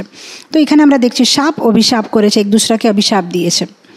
তারপরে দেখছি শিপ্ত মানে অপমান করা কিংবা নেগলেক্ট করা, মানে ওনাকে পাত্তা দেওয়া না। তো যেরকম আমরা দেখি দ্রুপদ আর দ্রোণাচার্যের যে একটা গল্প আছে, কিভাবে দ্রোণাচার্য আর দ্রুপদ ওরা একসাথে গুরুকুলে পড়াশিক্ষা করেছে। কিন্তু যখন গুরুকুলে একসাথে পড়াশিক্ষা করেছে, তখন দ্রোণাচার্য আর দ্রুপদের এত সুন্দর সম্বন্ধ ছিল যে দ্রুপদ বলেছিল যে তুমি আমার ভাইয়ের মতন, তুমি আমার বন্ধু, তোমার জীবনে যদি কিছু দরকার হবে আমার কাছে আসবে, আমি দেব। তো যখন দ্রোণাচার্য বিয়ে টিয়ে হয়ে গেছে, দ্রুপদের বিয়ে হয়ে গেছে, দ্রুপদ রাজা হয়ে গেছে, এরা বড় হয়ে গেছে, তখন দ্রোণাচার্য গিয়ে একবার শুধু দ্রুপদকে বলছে আমি একটা গাই চাই, বাস একটা গাই দান নিতে এসেছেন। দান নেবার আগে কথা বলেছে, হে বন্ধু আমি তোমার কাছে থেকে কিছু নিতে আসলাম। তখন দ্রুপদ ভাবছে যে এটা তো আমার অপমান, আমার সাথে সবাই যে বড় বড় রাজারা বসে আছে, আর একটা এই ব্রাহ্মণ যে গরিব ব্রাহ্মণ ফাটা ধুতি পরে আমাকে বন্ধু বলবে। তখন বলছে তুমি দান নিতে চাও, না বন্ধু বলে বলবে না, আমাদের মধ্যে কোনো বন্ধুতা নেই, তুমি কোথায় আমি কোথায়, বন্ধু দুজন সমান হলে বন্ধুতা হবে, তুমি নিচে আমি উপর। তখন দ্রোণাচার্যের অনেক রাগ লেগেছে। তখন বলছে ঠিক আছে আমি অপমানের প্রতিশোধ নেব। তারপরে যখন দ্রোণাচার্য হয়ে গেছে পাণ্ডব আর কৌরবদের গুরু, যখন পুরো ওদেরকে শিক্ষা দিয়ে শেষ করেছে, তখন ওরা জিজ্ঞেস করেছে যে গুরু মহারাজ আপনাকে কি গুরু দক্ষিণা দেব? তখন বলছে আমাকে একটাই গুরু দক্ষিণা চাই, এই দ্রৌপদকে একটা পশুর মতো হাত আর পায়ে বেঁধে আমার কাছে নিয়ে আসো। তখন ওরা দ্রৌপদকে হাত পায়ে বেঁধে নিয়ে আসে। তখন ও দ্রৌপদকে বলছে দ্রৌপদ এখন তোমার কাছে কিছু নেই, তোমার রাজ্যে আমার সব কিছু আমার হয়ে গেছে, তুমি মানে হেরে গেছো, আমার শিষ্যরা তোমাকে হেরে নিয়ে এসেছে। কিন্তু জানো তুমি তোমার ফ্রেন্ডশিপটা রাখলেন না, তোমার কথাটা, কিন্তু আমি আমার কথা রাখবো। আমি গুরুকুলে যে আমরা এক দুসরাকে মানে কি বলে বচন দিয়েছিলাম, সেটা আমি রাখবো। এখন তুমি যদি চাও আমার আধা রাজ্যটা আমি তোমাকে ফেরত দিচ্ছি। তো এরকম আমরা দেখছি যে এখানে এই দ্রুপদ আর দ্রোণাচার্য বদলে মানে জাস্ট ওর অপমান করেছে বলে এ প্রতিশোধ নেবে। তারপরে এ ভাবছে আচ্ছা, দ্রুপদ ভাবছে আচ্ছা এ আমার এত বড় অপমান করেছে, আমি একে ছাড়বো না, আমি একে মারবো। তখন দ্রুপদ কি করছে, অনেক বড় যজ্ঞ করছে। যজ্ঞ থেকে বেরোচ্ছে দ্রৌপদী আর ধৃষ্টদ্যুম্ন, আর বলছে আমি একটাই জিনিস চাই, এই যজ্ঞ থেকে যে ছেলে বেরোবে সে যেন দ্রোণাচার্যকে মারে। তারপরে আমরা দেখি যুদ্ধতে ধৃষ্টদ্যুম্ন গিয়ে দ্রোণাচার্যের বদ্ধ করে। তো এখানে কি হয়েছে, একে অপমান করতে চায়, একে অপমান করতে চায়, একে অপমান, এটা কন্টিনিউ, কারো শান্তি নেই। তার বিপরীতে আমরা দেখি সুখদেব মহারাজ, যখন ব্যাসদেবকে সুখদেব মহারাজ বলছে যে আমাকে দীক্ষা দিন, তখন ব্যাসদেব বলছে তুমি যাও জনক মহারাজ সাথে দেখা করে আসো, জনক মহারাজ থেকে দীক্ষা নো, জনক মহারাজ থেকে কিছু ভালো শিখে আসো। তখন সুখদেব মহারাজ বলছে ঠিক আছে। তো সুখদেব মহারাজ উনি যাচ্ছে জনক মহারাজের কাছে। তো জনক মহারাজের কাছে গেলে সাধারণত একটা ব্রাহ্মণ গেলে কত একটা মান দেবে, ক্ষত্রিয়রা ওদেরকে মানে রেসপেক্ট করবে, কিন্তু এরা কেউ পাত্তা দেয়নি। ও বাইরে দাঁড়িয়ে আছে, কেউ যায় না, কেউ কথা বলে না, কেউ জিজ্ঞেসও করে না যে আপনি কোথায় থেকে এসেছেন। ও 1 দিন 2 দিন 3 দিন ওখানেই রাজ্যের সামনে, মানে ওদের যে রাজ্যের সীমা, যেখানে দাঁড়িয়ে অপেক্ষা করছে যে আসবে, কেউ আসে না। তারপরে যখন 10 দিন হয়ে গেছে, তখন হঠাৎ করে জনক মহারাজ আসছে, আরে আপনি এসেছেন, আসেন আপনার ওয়েলকাম করবো বলে হাতি নিয়ে ঘোড়া নিয়ে ওনাকে মানে ভিতরে নিয়ে আসছে। তাও সুখদেব মহারাজ একবারও মানে রেগে, আরে এখন বুঝতে পারলে, এতদিন থেকে যে আমি দাঁড়িয়ে আছি দেখতে পাচ্ছ না, কিচ্ছু বলে নেই। এরকমই যখন মান দেয় নেই তখন সেম এক্সপ্রেশন, যখন অনেক মান দিচ্ছে তাও সেম এক্সপ্রেশন, বলছে গুরুজি আমি আপনার কাছে থেকে শিখতে এসেছি ভালো ভালো গুণ আপনার মতন। তখন জনক মহারাজ বলছে আমি তোমাকে কি শিখাবো, আমি তোমার টেস্ট নিচ্ছিলাম যে তোমার ভিতরে কত টলারেন্স আছে, কিন্তু তুমি এটা মানে জিতে গেছো, এই টেস্টে তুমি উত্তীর্ণ হয়েছো, কত সুন্দরভাবে তুমি সহ্য করে দাঁড়ালে, তো তুমি আমার কাছে থেকে কি শিখবে, যাও তোমার বাবাকে বলো তুমি সব কিছু অলরেডি জানো, আমার কাছে তোমাকে শেখাতে জন্য কিছুই নেই। তো এরকম এখানে আমরা দুটো কেস দেখলাম, একজন অপমান করে দ্রুপদ দ্রোণাচার্য এক দুসরাকে বারবার অপমান করছে, জীবনে শান্তি নেই। এখানে ও মান পায়নি, তা ও কিচ্ছু না মানে সমভাবে আছে, তো ও মানে এত সুন্দর একটা অবকাশ পেয়েছে, মানে যদি পরীক্ষিত মহারাজ চাইলে তো ব্যাসদেব কাছে শুনতে পারতো ভাগবতম, কিন্তু সুখদেব গোস্বামী এটা এত সুন্দর একটা চান্স পেয়েছে যে হাজার হাজার ভক্তদের মাঝে, সাধু পুরুষের মাঝে উনি পরীক্ষিত মহারাজকে ভাগবত বললেন, যেটা মানে সবাই সেটা নিয়ে বেনিফিট হচ্ছে। আর আমরা মানে প্রতিদিন সুখদেব মহারাজের নাম বলে বলে ভাগবতে ওনাকে আমাদের কৃতজ্ঞ ভাব ব্যক্ত করছে যে আপনার জন্য আমরা এত সুন্দর ভাগবতটা শুনতে পারলাম। তারপরে হচ্ছে হত্যা করা, এগুলো এটা হচ্ছে একটা শ্লোক, তিরস্কৃতা বিপ্রলব্ধা সপ্তা শিপ্তা হতা। এই ভক্তদেরকে যেভাবে একটা সিচুয়েশনে ঢাললেও ভক্তরা কোনো দিন তাদের একটা সমভাবটা মানে বাংলাতে সমভাবের থেকে নিচে নামবে না, ওরা সবসময় স্থিরই থাকবে। তো এখন পর্যন্ত আমরা চর্চা করলাম অপমানিত হলে কি হয়, ছল হলে কি হয়, অভিশাপ, কিন্তু এখন এটা অনেক বড় জিনিস, হত্যা করা। যদি কেউ হত্যা করে ফেলে তাও ভক্ত ক্ষমা করে দেবে, অপমান করলেও ক্ষমা করবে, ছল করলেও ক্ষমা করবে, অভিশাপ দিলেও ক্ষমা করবে, উপেক্ষিত করলেও ক্ষমা করবে। আর এখন বলছে হত্যা করলে, তার একটা প্রমাণ আছে দ্রৌপদীর উপপাণ্ডব 5 জন পাণ্ডবকে অশ্বত্থামা মেরে ফেলেছে, তারপরে যখন অশ্বত্থামাকে ধরে নিয়ে আসছে অর্জুন, তখন দ্রৌপদী বলছে ক্ষমা করে দাও। আর তোরে তোমার ছেলেকে মেরেছে না, ঠিক আছে আমার ছেলেকে মেরেছে, আমি কত দুঃখ পাচ্ছি, এরকম যদি অশ্বত্থামাকে মেরে ফেললে ওর মা কত দুঃখ পাবে, আমি যেভাবে দুঃখ পাইছি যেন ওর মা এরকম দুঃখ না পায়, ওকে ফেরত দিয়ে দাও। তো মানে হত্যা করেছে নিজের ছেলেকে, তা উনি ক্ষমা করেছে। সেই জন্য দ্রৌপদী হচ্ছে কৃষ্ণের প্রিয় ভক্ত। আমরা এই চর্চা আজকে কেন করছি, যেন আমরা হতে চাই ভগবানের প্রিয় ভক্ত। ভগবান শিব ক্ষমা করে দিয়েছে দক্ষকে, উনি হচ্ছেন ভগবানের প্রিয় ভক্ত। বৈষ্ণবানাম যথাসম্ভু, ওনাকে কত সবাই ভালোবাসছে। নাভাগা ওনাকে ছল করা হয়েছে, কিন্তু উনি সহ্য করেছে, ক্ষমা করে দিয়েছে। সেই জন্যে ভগবানের প্রিয় ভক্ত অম্বরীশ মহারাজ উনার কোলে জন্ম নিয়েছে, উনার ছেলে হয়ে জন্ম নিয়েছে, উনি ভগবানের কাছে থেকে কত কৃপা পেলেন। আমরা দেখছি পরীক্ষিত মহারাজ উনি শৃঙ্গী ঋষিকে ক্ষমা করে দিয়েছে, তো উনি ভাগবত শোনার চান্স পেয়েছেন।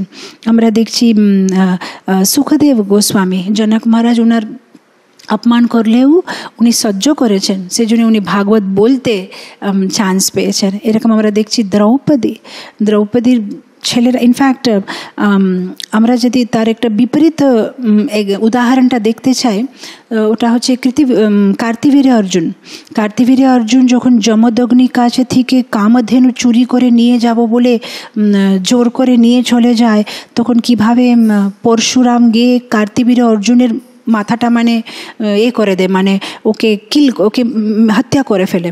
আর আচ্ছা, যখন পরশুরাম যখন কার্তিবীর্য অর্জুনের মাথাটা মানে কেটে ওনাকে মেরে দেয়, তখন কার্তিবীর্য অর্জুনের ছেলেরা রেগে ওরা গিয়ে পরশুরামের বাবা যমদগ্নির মাথাটা কেটে উনাকে হত্যা করে দেয়। মানে এখানে দেখছি হত্যার প্রতিশোধ হচ্ছে হত্যা পরে হত্যা। কিন্তু এখানে আমরা দেখছি দ্রৌপদীর ছেলের হত্যা কিন্তু ক্ষমা, আর ক্ষমা করেছে বলে হয়ে গেছে ভগবানের প্রিয় ভক্ত। সেই জন্য দ্রৌপদীর একটা নামই হচ্ছে কৃষ্ণা নাম, মানে এটা জন্য হয়েছে যেহেতু উনার শরীরের রঙটা কৃষ্ণের মতন কালো, আর আরেকটা রিজন হচ্ছে যে উনি হচ্ছে কৃষ্ণার প্রিয় ভক্ত।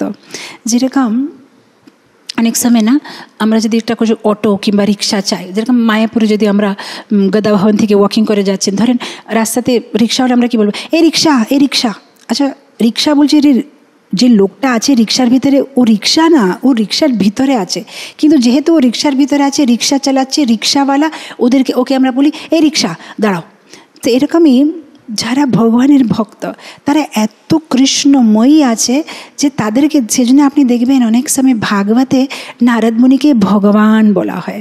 এরকম আমরা পারি নারদ মুনিকে কেন ভগবান বলছে, কিন্তু যারা ভগবানের শুদ্ধ ভক্ত তাদের মধ্যে ভগবানের মতনই গুণ আছে, তারা ভগবানের, সেজন্য ওদেরকে ভগবান বলা হয় অনেক সময়। তো এরকম দ্রৌপদী এত কৃষ্ণময়ী আর কৃষ্ণের এত প্রিয়, ওকে বলাই হয় কৃষ্ণা, ওর নামই বলা হচ্ছে কৃষ্ণ। যে কৃষ্ণের ভক্ত, যে কৃষ্ণের প্রিয়, তার নাম হয়ে গেছে কৃষ্ণা।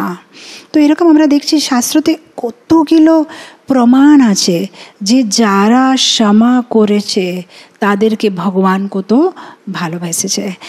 এটা হচ্ছে মিনিমাম কোয়ালিটি। বিষ্ণু সহস্র নামে একটা সুন্দর শ্লোক আছে যেখানে ভীষ্মদেবে বলছে যে একটা ভালো ভক্তের গুণটা কীরকম, কী করে চেনা যাবে যে এটা কৃষ্ণের ভক্ত। যেরকম যদি কার মা সাদা থাকে, বাবা সাদা থাকে, তাহলে ছেলেটা সাদা হবে। তখন আমরা বলি হ্যাঁ এই মায়ের মতো আমি ফোটা আছে, একদম মায়ের মতো দেখতে আছে একদম। এরকম যারা কৃষ্ণের ভক্ত তারা কৃষ্ণের মতো আমি থাকবে, কৃষ্ণের মতো আমি কোয়ালিটিস থাকবে, তাহলে ওরা কৃষ্ণের ভক্ত, নাহলে ওরা রাবণের ভক্ত। তো এখানে বিষ্ণু সহস্র নামে খুব সুন্দর একটা শ্লোক বলা হচ্ছে, বলছে না ক্রোধো ন চ মাৎসর্যো না লোভো না অশুভমতি ভবন্তি কৃত পুণ্যানাম ভক্তানাম পুরুষোত্তমম। পুরুষোত্তমের ভক্ত, ও তার মানে না ক্রোধো ন চ মাৎসর্য। এই যদি পুরুষোত্তমের ভক্ত আছে, না ক্রোধ থাকবে না, না মাৎসর্য এর ভিতরে কারো উপরে ঈর্ষা থাকবে না, লোভো না অশুভমতি লোভ থাকবে না ওর উপরে, অশুভমতি কারো খারাপ বিচার এরকম থাকবে না। ভবন্তি কৃত পুণ্যানাম ভক্তানাম পুরুষোত্তম। এটা পুরুষোত্তমের ভক্তের লক্ষণগুলো, এটা হচ্ছে ওদের লক্ষণগুলো। তো এরকম যদি আমরা সত্যি হতে চাই কৃষ্ণের প্রিয় ভক্ত, হ্যাঁ এগুলো শুনলে মানে একটু মানে হচ্ছে এরকম কী করে একদিন আমরা, কিন্তু হবো একদিন ধীরে ধীরে ধীরে যদি কমপক্ষে এই লক্ষ্যটা রাখবো তাহলে হবো কোনো না কোনো দিন। চন্দ্রমাকে না পেলে তারাগুলো পাবো, কিন্তু গোলই রাখবো না তাহলে কিছুই পাবো না। তো এরকম আমাদেরকে ক্ষমা করা গুণটা খুবই ইম্পর্ট্যান্ট আছে। কারো জন্য মনের ভিতরে কিছু রাখতে নেই। আর যদি আমাদেরকে কেউ কষ্ট দিলেও আমাদের সবসময় এরকম মনে করতে হবে যে আমার পূর্বর কর্ম আছে, হতে পারে আমি কিছু করেছি পূর্বজন্মতে। আমার মনে হচ্ছে হিজ হোলিনেস বদ্রীনারায়ণ স্বামী মহারাজ একবার ওনার ক্লাসে বলছিলেন যে উনি আগে মানে গৃহস্থ ছিলেন, তো ওনার একটা ছেলে একটা মেয়ে। তো বলছে যে একবার আমার ছেলে মেয়ে দুজন ঝগড়া করেছে, তো আমার মেয়ে আমার ছেলেকে জোর করে একটা ঝাপড় দিয়ে দিয়েছে। তো ঝাপড় দিয়ে দিলে মুখের ভিতরে যে দাঁত আছে সে টক করে পড়ে গেছে। তো যখন পড়ে গেছে তখন রাগ করা উচিত, কিন্তু খুব খুশি হয়ে গেছে। তখন ওর বোন বলছে তুমি খুশি কেন হচ্ছে, দাঁত পড়ে গেছে। বলছে তুমি জানো না দিদি, এটা অনেক দিন থেকে এখানে ব্যথা করছিল, তুমি যে এরকম করে মারলে সে দাঁতটা বেরিয়ে গেলে এখন আমার ব্যথাটা চলে গেছে। তো এরকম আমাদেরকে যদি কেউ কষ্ট দেয় না, আমাদের এখানে ভাবতে হবে যে আমার যে পাপের কর্মের কোটাটা ধীরে ধীরে শেষ হয়ে যাচ্ছে, শান্তি। মানে এখন আমি যেটা আমি করেছিলাম তার থেকে কিছু মানে শেষ হচ্ছে কর্ম। তো থ্যাংক ইউ সো মাচ, আপনি সাহায্য করছেন আমাকে আমার কর্মগুলো শেষ করতে জন্য। কেন খারাপ কর্ম তাড়াতাড়ি শেষ হলে তো ভালো হবে না, তাহলে তাড়াতাড়ি আমাদের মানে ভালো কর্ম আসবে। রাত শেষ হলে তো দিন আসবে, দিন শেষ হলে তো রাত আসবে। তো এরকম। আর আরেকটা জিনিস হচ্ছে, দেখো যেরকম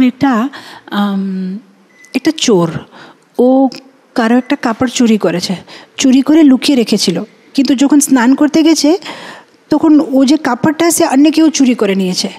এখন বিচার করে দেখেন, যদি আমরা নিজেই চোর আর আমাদের কাপড় যদি কেউ চুরি করে নিয়েছে, আমরা বেশি বলতে পারবো না যেহেতু আমার কাপড় না, ওটা আমি চুরি করেছিলাম।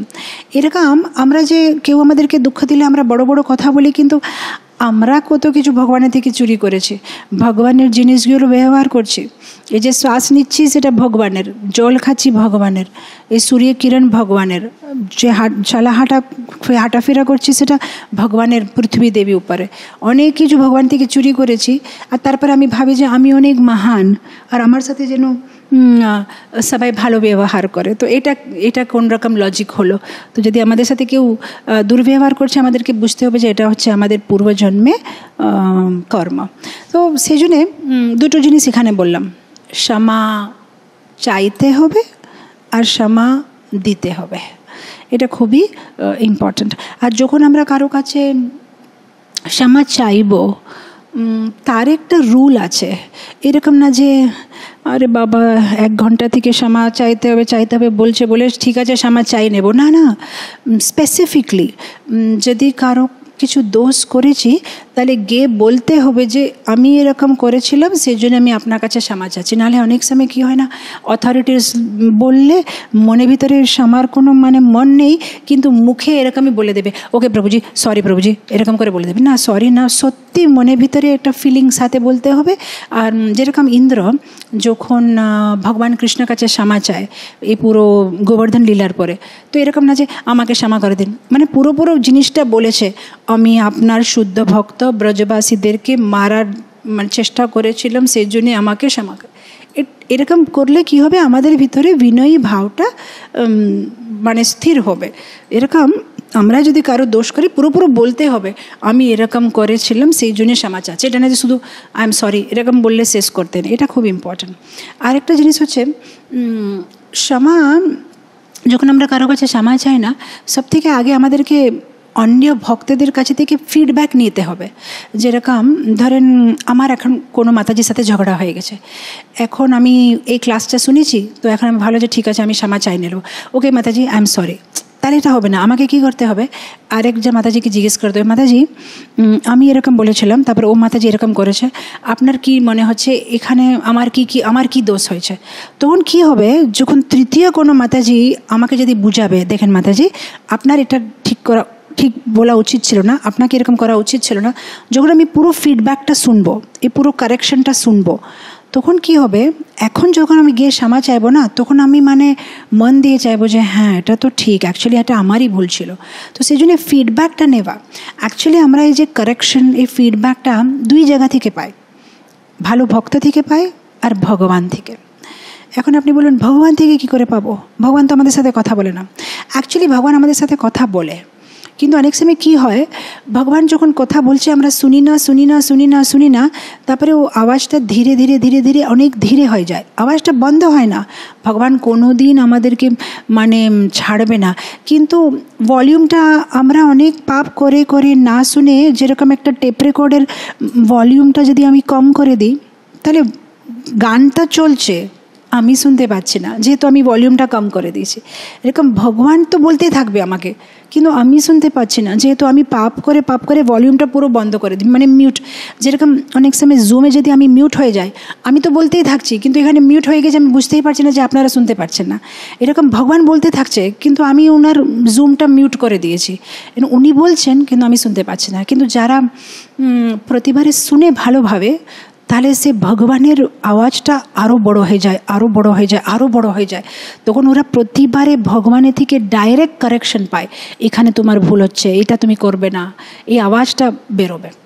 আর একটা হচ্ছে ভক্তরা এত দয়ালু, ওরা আমাদেরকে ঠিকভাবে কারেকশন দেবে, প্রভু আপনি এরকম করবেন। ইনফ্যাক্ট আমি বলবো, একটা রিসার্চ হয়েছিল বাইরের জগতে, কর্মী জগতে, যারা খুবই সাকসেসফুল লোক, ওরা কি করে সাকসেসফুল হয়েছে, তখন একটা রিসার্চ করেছে যে যারা সাকসেসফুল আছে তাদের মধ্যে একটা জিনিস কমন আছে। সে কমন জিনিসটা কি বললে, তাদের সবার জীবনে একজন এরকম একটা লোক আছে যারা তাদেরকে ভালো সলাহ, ভালো অ্যাডভাইস দেবে, যারা তাদেরকে নিন্দায় করবে, তাদেরকে প্রেজে করবে, গ্লোরিফিকেশনে করবে, তার কীর্তনে করবে যে তোমরা খুব ভালো, কী ভালো আছে, কী খারাপ আছে, সঠিক বলবে, বিনা কোনো সংকোচ না করে। তো এরকম যদি আমাদের জীবনে কেউ আছে, যে আমি জানি যে আমি যদি ভালো ক্লাস দিয়েছি, তাও আমাকে করতে জন্য হ্যাঁ একদম ভালো হয় না, এরকম বলবে না, যেটা সত্যি আছে সেটা বলবে, না এটা ঠিক আছে, এটা কিন্তু ঠিক ছিল না, এটা বলা উচিত ছিল না। এরকম যদি সবার জীবনে যে একজন এরকম কেউ আছে যাদের উপরে বিশ্বাস করা যাবে যে ও আমার শ্রেয় অভিলাষী, তাহলে ও খুব প্রোগ্রেস হবে স্পিরিচুয়াল লাইফে। কেন ও জানে যে আমাকে সঠিকভাবে কেউ অ্যাডভাইস দিচ্ছে যে this is correct, this is wrong, আর আমি এর অ্যাডভাইসটা বিনা কোনো চিন্তাতে নিতে পারবো, যেহেতু ওর ভিতরে ওর কিছু লাভ না, আমাকে খারাপ বলে ওর কিছু লাভ হবে না, আমার ভালো বলে। কিরকম অনেক সময় কী হয় না, যদি কেউ ভালো পজিশনে আছে তো ভালো না করলেও মানে সবাই শুধু শুধু আরে আপনি তো খুব ভালো, মাতাজি আপনি তো খুব মহান, এরকম লোকের সাথে থাকলে আমাদের স্পিরিচুয়াল প্রোগ্রেসই হবে না। কেন ভালো অধ্যক্ষ পজিশনে আছে বলে ভালো না থাকলেও আপনি খুব ভালো, আপনি খুব ভালো, আপনি খুব ভালো, এরকম শুনে শুনে শুনে আমাদের আধ্যাত্মিক প্রোগ্রেস হবে না। সেজন্য জীবনে এরকম একটা লোক থাকতে হবে যে আপনার চাপলুসি করবে না, যেটা সত্যি সেটা মুখে বলবে, এটা ঠিক আছে কিন্তু এটা ঠিক নেই। তো যারা যারা মেটেরিয়ালি সাকসেসফুল হয়েছে তাদের জীবনে এরকম লোক আছে। তার মানে আমাদের যদি স্পিরিচুয়াল সাকসেসে আমাদের এরকম লোক, যাকে আমরা নাম দিই শিক্ষাগুরু কিংবা যে দীক্ষাগুরু কিংবা শিক্ষাগুরু কিংবা যারা আমাদের বরিষ্ঠ বৈষ্ণব অথরিটিস, যারা আমাদেরকে এটা ঠিক বলতে পারবে, তখন আমরা ও ফিডব্যাকটা শোনার পরে যখন আমরা ক্ষমা চাইব তাহলে সেটা হৃদয় থেকে আসবে। আর যখন আমরা হৃদয় থেকে কারো কাছে ক্ষমা চাই, সেজন্য তো এই শব্দের মিনিং আছে পশ্চাতাপ। তাপ মানে অগ্নি, পশ্চাতাপ মানে অগ্নিতে আমরা মানে যখন জ্বলে তখন কীরকম হয়, এরকম হৃদয়টা মানে তাপ, ভিতরে তাপ থাকতে হবে যে আমি এরকম কেন করলাম, আমি এরকম কেন করলাম, তখন মানে যে গরম গরম আঁসুটা বেরোবে, এটা হচ্ছে পশ্চাতাপ। হ্যাঁ, তো এটা তামিলে তেলুগুতে এই ওয়ার্ডের খুব সুন্দর সুন্দর মিনিং আছে। তো পশ্চাতাপ মানে এটা না যে মুখে জাস্ট একটা সরি বলে দিলাম, না, সত্যি কথা মনের ভিতর থেকে এটা বেরোতে হবে। আরেকটা জিনিস হচ্ছে যে যখনই ভুল আমরা করেছি, কারো কাছে আমরা ক্ষমা চাচ্ছি কিংবা কেউ আমাদের কাছে ক্ষমা চাচ্ছে, ডিসকাস করা উচিত যে এখন এটা হয়ে গেছে, এখন কি করলে ভালো হয়। যেরকম ইন্দ্র আর দিতি দুইজন এক দুসরার উপরে মানে রেগে আছে, ছল করে চেষ্টা করছে। দিতি ছল করেছে যে আমি ইন্দ্রকে কিভাবে মারবো, ইন্দ্র ছল করেছে যে আমি দিতির ছেলেটা কিভাবে মারবো। কিন্তু শেষে যখন দুইজন মুখামুখি হয়েছে, যখন দিতি দেখছে যে আমাদের বাচ্চার সাথে ইন্দ্র কী করে বেরোচ্ছে, তুমি এখানে আমার গর্বে কি করছো, তখন ও সত্যি কথা বলেছে যে আমি এরকম করতে এসেছিলাম আপনার ছেলেকে মার। তখন দিতি ইন্দ্র দুইজন স্বীকার করেছে যে হ্যাঁ আমি তোমার ছল করেছি, হ্যাঁ তুমি আমাকে। তো এরকম এটা খুব দরকার আছে, একটা ক্লিয়ার কাট কনভারসেশন, কিছু হাইড না করে একটা ক্লিয়ার কাট কনভারসেশন করা, এটা খুবই ইম্পর্ট্যান্ট। আর জেনিউনলি যে সিচুয়েশনটা আছে সে সিচুয়েশনে দুঃখ করতে, আচ্ছা আমি কি করে জানবো যে হ্যাঁ আপনি সত্যি কথা আপনার মনের মধ্যে ভাবছেন যে এটা আমার করা উচিত ছিল না, যখন একটা বিহেভিয়ারে, আপনার বর্তনে, আপনার ব্যবহারে কিছু চেঞ্জ আসবে। এটা না যে একবার সরি বলার পরে গজস্নানের মতো আবার সেরকমই ব্যবহার করলে কিছু লাভ নেই, একটা রিয়েল চেঞ্জ আসতে হবে। যেরকম আমরা দেখি জগাই মাধায়, যখন চৈতন্য মহাপ্রভু জগাই মাধাকে ক্ষমা করে দেয়, তখন ওরা কি বলছে, চৈতন্য মহাপ্রভু কি বলছে, আর করবে না পাপ। তখন জগাই মাধায় কি বলছে, আর না রে বাপ, আর করবো না। এটা না যে একবার ক্ষমা করে দিয়েছেন এখন আবার কন্টিনিউ করবো, তারপর আবার সরি বলবো, আরেকবার করবো, তারপরে সরি বলবো, সেটা লাভ নেই। সেই জন্য ইংলিশে বলা আছে যদি মিস্টেক করতে চাও করো, সেম মিস্টেক রিপিট করবে না, নতুন নতুন মিস্টেক করো। সেম মিস্টেক করলে ক্ষমা করবো না।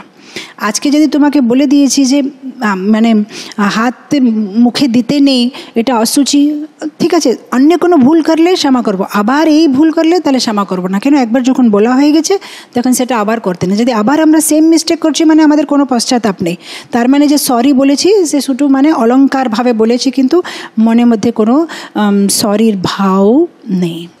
আচ্ছা, অনেক সময় এরকম হবে আমরা ক্ষমা দিতে চাই আর আমরা ক্ষমা করতে চাই, ক্ষমা নিতে চাই ঠিক, কিন্তু অনেক সময় হতে পারে আমাদেরকে ওরা ক্ষমা করতে চায় না। আমি এখন আজকে কিছু দোষ করেছি কোনো ভক্তকে, তো আমি গিয়ে বলেছি যে সরি, কিন্তু ও ভক্ত আমাকে ক্ষমা করতে চায় না, তখন কি করব?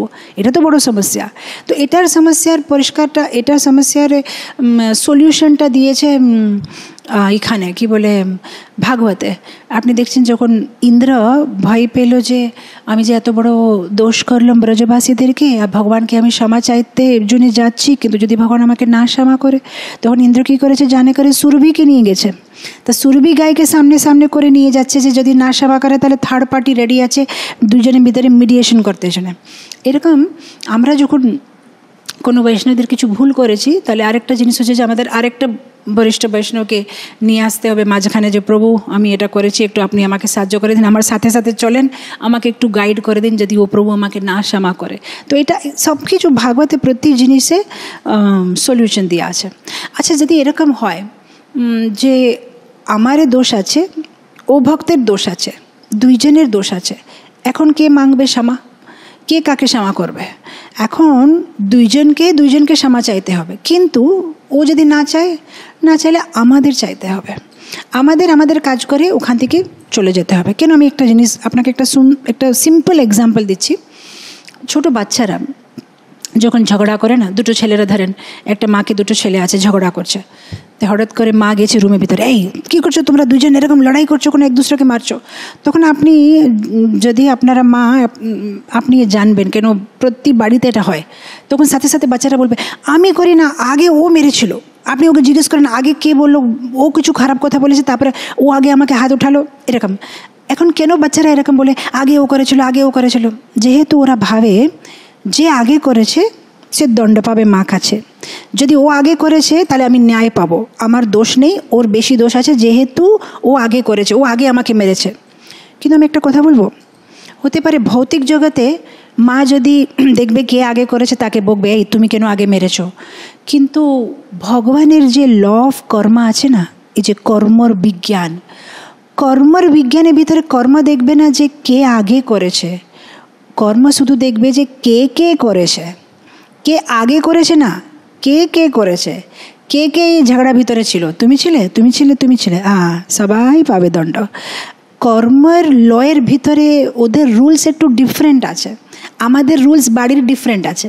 আমাদের বাড়িতে কি রুল থাকে, এই তুমি আগে করেছো, তুমি সব থেকে আগে মার খাবে। কিন্তু কর্মতে এরকম কিছু না, কে আগে করেছে। যদি আপনি যখন আপনাকে শাস্তি দেওয়া হবে যমলোকে, তখন আপনি যদি বলবেন না আমি কিছু করি না, আগে ও আমাকে এসে মেরেছে দুটো থাপড় বলে আমি ওকে মারলাম, ওরা বলবে ভেরি গুড, ও তোমাকে মেরেছে, ভেরি গুড, কিন্তু তুমি মেরেছো তো, ও তোমার সাথে কি করেছে সম্বন্ধ নেই, তুমি কি করেছো এটাই আমাদের সাথে সম্বন্ধ আছে। ও মেরেছে না, ওটা ও আলাদা রুমে, ওর শাস্তিটা ও পাচ্ছে, তোমার শাস্তিটা তুমি পাও, তুমি মেরেছো তো ফেরত, সেটাই। মানে ওরা শুধু একটাই জিনিস দেখে তুমি কি করেছো, ওরা দেখে না যে ও তোমার উপরে থুথু করেছো বলে তুমি থুথু করে, ওদের সাথে কিছু সম্বন্ধ নেই তোমার সাথে কে কি করেছে, ওদের সম্বন্ধে শুধু তোমার সাথেই আছে, তুমি কি করেছো বলো, বাস। তুমি কাকে মেরেছো, কাকে অপমান করেছো, কার মন খারাপ করেছো, সেটাই। কেন করেছো ওদের সাথে সম্বন্ধ নেই, কি করেছো সেটাই ইম্পর্ট্যান্ট আছে। তো সেটা আমাদের একটু ভয় করতে হবে। কেন করেছো কেউ জিজ্ঞেস করবে না, উপর যাওয়ার পরে কেউ জিজ্ঞেস করবেন আরে আপনি এরকম কেন করলেন, কি করলেন, এটাই জিজ্ঞেস করবে। সেজন্য আমাদের একটু সাবধান থাকতে হবে যে আমরা অন্য লোকেরা ক্ষমা না চাইলেও আমাদেরকে ক্ষমা চাই নিতে হবে। আর আমার ভুল হয়ে গেছে বাবা, কেন আমি যেতে চাই গোলোক বৃন্দাবন, আমি এখানে থাকতে চাই না। আরেকটা জিনিসে যখন আমি কাউকে ক্ষমা করি না, আমার মনে ভিতরে খুব দুঃখ থাকবে, খুব রাগ থাকবে, সেটা আমাকে ভজনে বাধা, খুব ভজনে ডিস্টার্ব করবে। আমার একটা গল্প মনে পড়ছে ভাগবত থেকে, মহারাজ পুরুরবা, উনি উর্বশীকে খুব ভালোবাসতেন, উর্বশীর সাথে বিয়ে করেছে। উর্বশী বলছে কিছু কন্ডিশন আছে, যদি আপনি, ওনার কাছে গোট ছিল, বাট গোটকে কি বলে বাংলাতে জানি না, গোটকে কি বলে, ওনার কাছে দুটো গোট ছিল।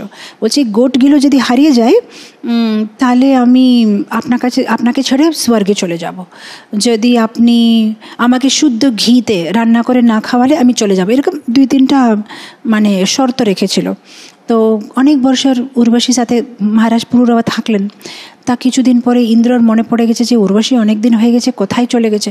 তখন উর্বশীকে নিয়ে আসতে জন্য জানে করে ইন্দ্র একটা এরকম ঘটনা করেছে যেভাবে যে উর্বশীর দুটো গোট মানে হারিয়ে গেছে। তো সাথে সাথে উর্বশী মানে ফিরে চলে গেছে উপরে।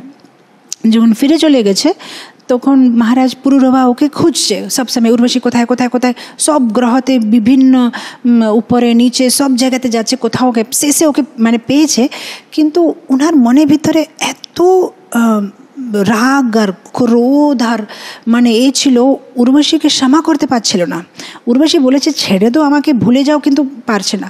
তারপরে যখন উর্বশীর সাথে কথা হয়েছে শেষে, আর যখন উনি মানে একবারেই উনার উপরে যে উর্বশীর উপরে যে রাগ ছিল সেটা বার ফেলে দিতে পারলেন, তখন সে তাৎপর্যে মানে সুখদেব মহারাজের যে কনভারসেশন আছে সেখানে উনি বলছে যে তারপরে পুরুরব মহারাজ খালি হয়ে গেছে, তখন আরামে মানে উনি ফ্রি হয়ে ঘুরছেন সব জায়গায়।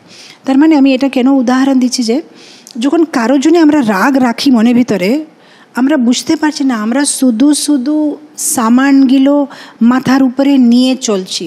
এটা আমাদের করা দরকার নেই। একবার আমাদের জীবনে যারা যারা আমাদেরকে কিছু অসুবিধা করেছে সবাইকে একবার ক্ষমা করে দেখো, সব কিছু মনে হবে যে লাইট হয়ে গেছে শরীরটা, মানে একদম ফ্রি ফিল হবে, হ্যাপি ফিল হবে। তো সেটা ভক্তি জীবনে খুবই দরকার আছে। আমাদের প্রতিশোধ আর ন্যায় দুটো আলাদা আলাদা কথা। অনেক সময় আমরা দুটো কথাকে মিশিয়ে দিই। ন্যায় চাইলে কোনো ক্ষতি নেই, প্রতিশোধ দরকার নেই। প্রতিশোধ করে নিয়ে কারো কী করব? আমরা যদি প্রতিশোধ না নিই, রিভেঞ্জ না নিই, ঠাকুর দেখবে। আমরা যদি রিভেঞ্জ নিয়ে নেব তাহলে তো ওখানেই কথা শেষ হয়ে গেছে। কিন্তু যদি আমরা না নেব আর সহ্য করব, ন্যায় চাইলে কোনো ক্ষতি নেই, কিন্তু প্রতিশোধ চাইতে নেই। সো এটা খুবই ইম্পর্ট্যান্ট। এনিওয়ে, তো আমাদের সবাইকে ক্ষমা করতে হবে। অলসো বিকজ আমাদের একটা জিনিস মনে করতে হবে, যখনই আমরা কাউকে ক্ষমা করছি আমাদের একটা কথা মনে রাখতে হবে যে কৃষ্ণা লাভস হিম। হতে পারে এ আমাকে দুঃখ দিয়েছে, কিন্তু ভগবান একে ভালোবাসে। যেহেতু এ কণ্ঠী পরে আছে, জপ করে, এ ভগবানের শরীরের অংশ, একটা জীব, ভগবান ওর হৃদয়ের ভিতরে পরমাত্মা রূপে আছে, ভগবান ওকে ভালোবাসে। তো যদি আমরা এইভাবে ও ভক্তকে দেখবো, সে ফ্রেমের ভিতরে দেখবো, যেরকম একটা ফ্রেম থাকে না, পিকচার ফ্রেম, অনেক সময় গোল্ড ফ্রেম থাকে, সিলভার ফ্রেম থাকে, এরকম সব ভক্তদের মুখে আমাদেরকে একটা ফ্রেম বসিয়ে দিতে হবে, কৃষ্ণ প্রেমের ফ্রেম। এ হচ্ছে কৃষ্ণের ভক্ত, কৃষ্ণ একে ভালোবাসে। যেহেতু কৃষ্ণ একে ভালোবাসে আর আমি কৃষ্ণকে ভালোবাসি, সেই জন্য আমি একে ভালোবাসি। বাস এটাই সিম্পল ফর্মুলা আমাদের লাইফে। হতে পারে এই ভক্ত ভালো নেই, ওর স্বভাব ভালো নেই, ও আমাকে কষ্ট দিয়েছে, কিন্তু কৃষ্ণ ওকে ভালোবাসে আর আমি কৃষ্ণকে ভালোবাসি, সেই জন্য আমাকে এই ভক্তকে ভালোবাসতেই হবে, আর কিছু করার নেই। তো এটা আমরা মনে ভিতরে, আর যখনই আমাদেরকে কেউ দুঃখ দিচ্ছে আমরা তো এটা জানি যে এটা আমার কর্মে রিয়াকশন। আর যখন এই ভক্ত আমার সাথে এরকম ব্যবহার করছে, আমাকে অনেক কিছু শিখাচ্ছে, প্র্যাকটিক্যাল ল্যাব আমাদের এক্সপিরিয়েন্স হয়ে যাচ্ছে যে কীভাবে সহ্য করতে হবে। কেন এখানে না সহ্য করলে আবার উপরে গিয়ে তো অনেক কিছু সহ্য করতে হবে। যদি এখন থেকে একটু প্র্যাকটিস হলে হচ্ছে যে কীভাবে বিপরীত পরিস্থিতিতে আমাদের সমভাবে থাকতে হবে। আরেকটা জিনিস, যখন আমাদের কাছে কেউ ক্ষমা চাইতে আসলে অনেক সময় দেখি ভক্তরা অনেক টন্ট করে। হ্যাঁ, এখন আসলে, এখন বুঝলে, হ্যাঁ এখন বুঝলে যে তোমার ভুল ছিল, এখন গিয়ে ক্ষমা চাচ্ছ, এখন বুদ্ধি আসলো। এরকম করা দরকার নেই, তাহলে নেক্সট টাইম ও ভক্ত আসবে না।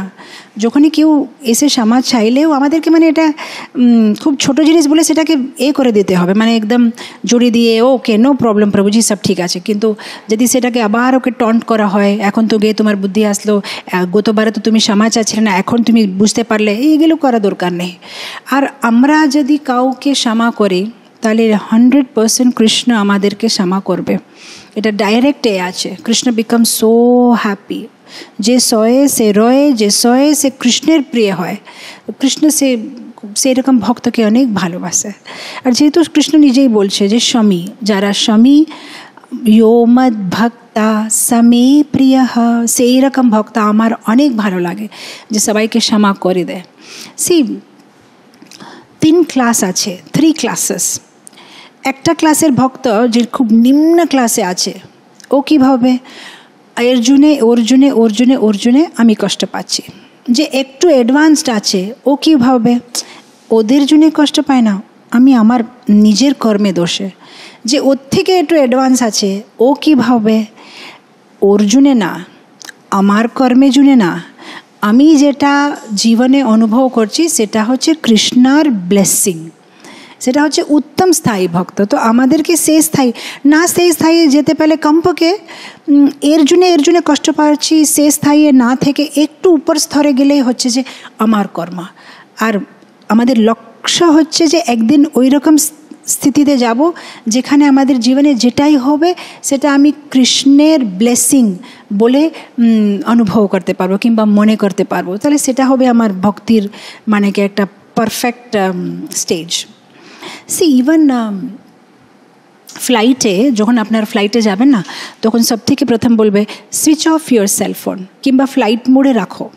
কেন কেন আমি এখন মানে পৃথিবীটা ছেড়ে আকাশে উড়ছি যখন, তখন পৃথিবীর সাথে সেলফোন কানেকশনটা রাখলে হবে না, সেলফোনটা ওখানে কাজ করবে না, আমাকে সেলফোনটা সুইচ অফ করতে হবে। আজকাল তো সুইচ অফ না করলে ও পাইলট বলছে ও প্লেনটা উড়াবে না, এয়ার হোস্টেসগুলো এসে চেক করবে, switch off madam please switch off your phone, switch off, সবাইকে সুইচ অফ করবে। যদি ফোনটা সুইচ অফ করবো তাহলে আমি উপরে উঠতে পারবো। এরকম এই যে ভৌতিক অনর্থগুলো আছে, কাম ক্রোধ মোহ মদ মৎসরে, এটা সুইচ অফ করলে পাহাড়ে মানে আমি আকাশে উঠতে পারবো, তাহলে গোলক বৃন্দাবন যেতে পারবো।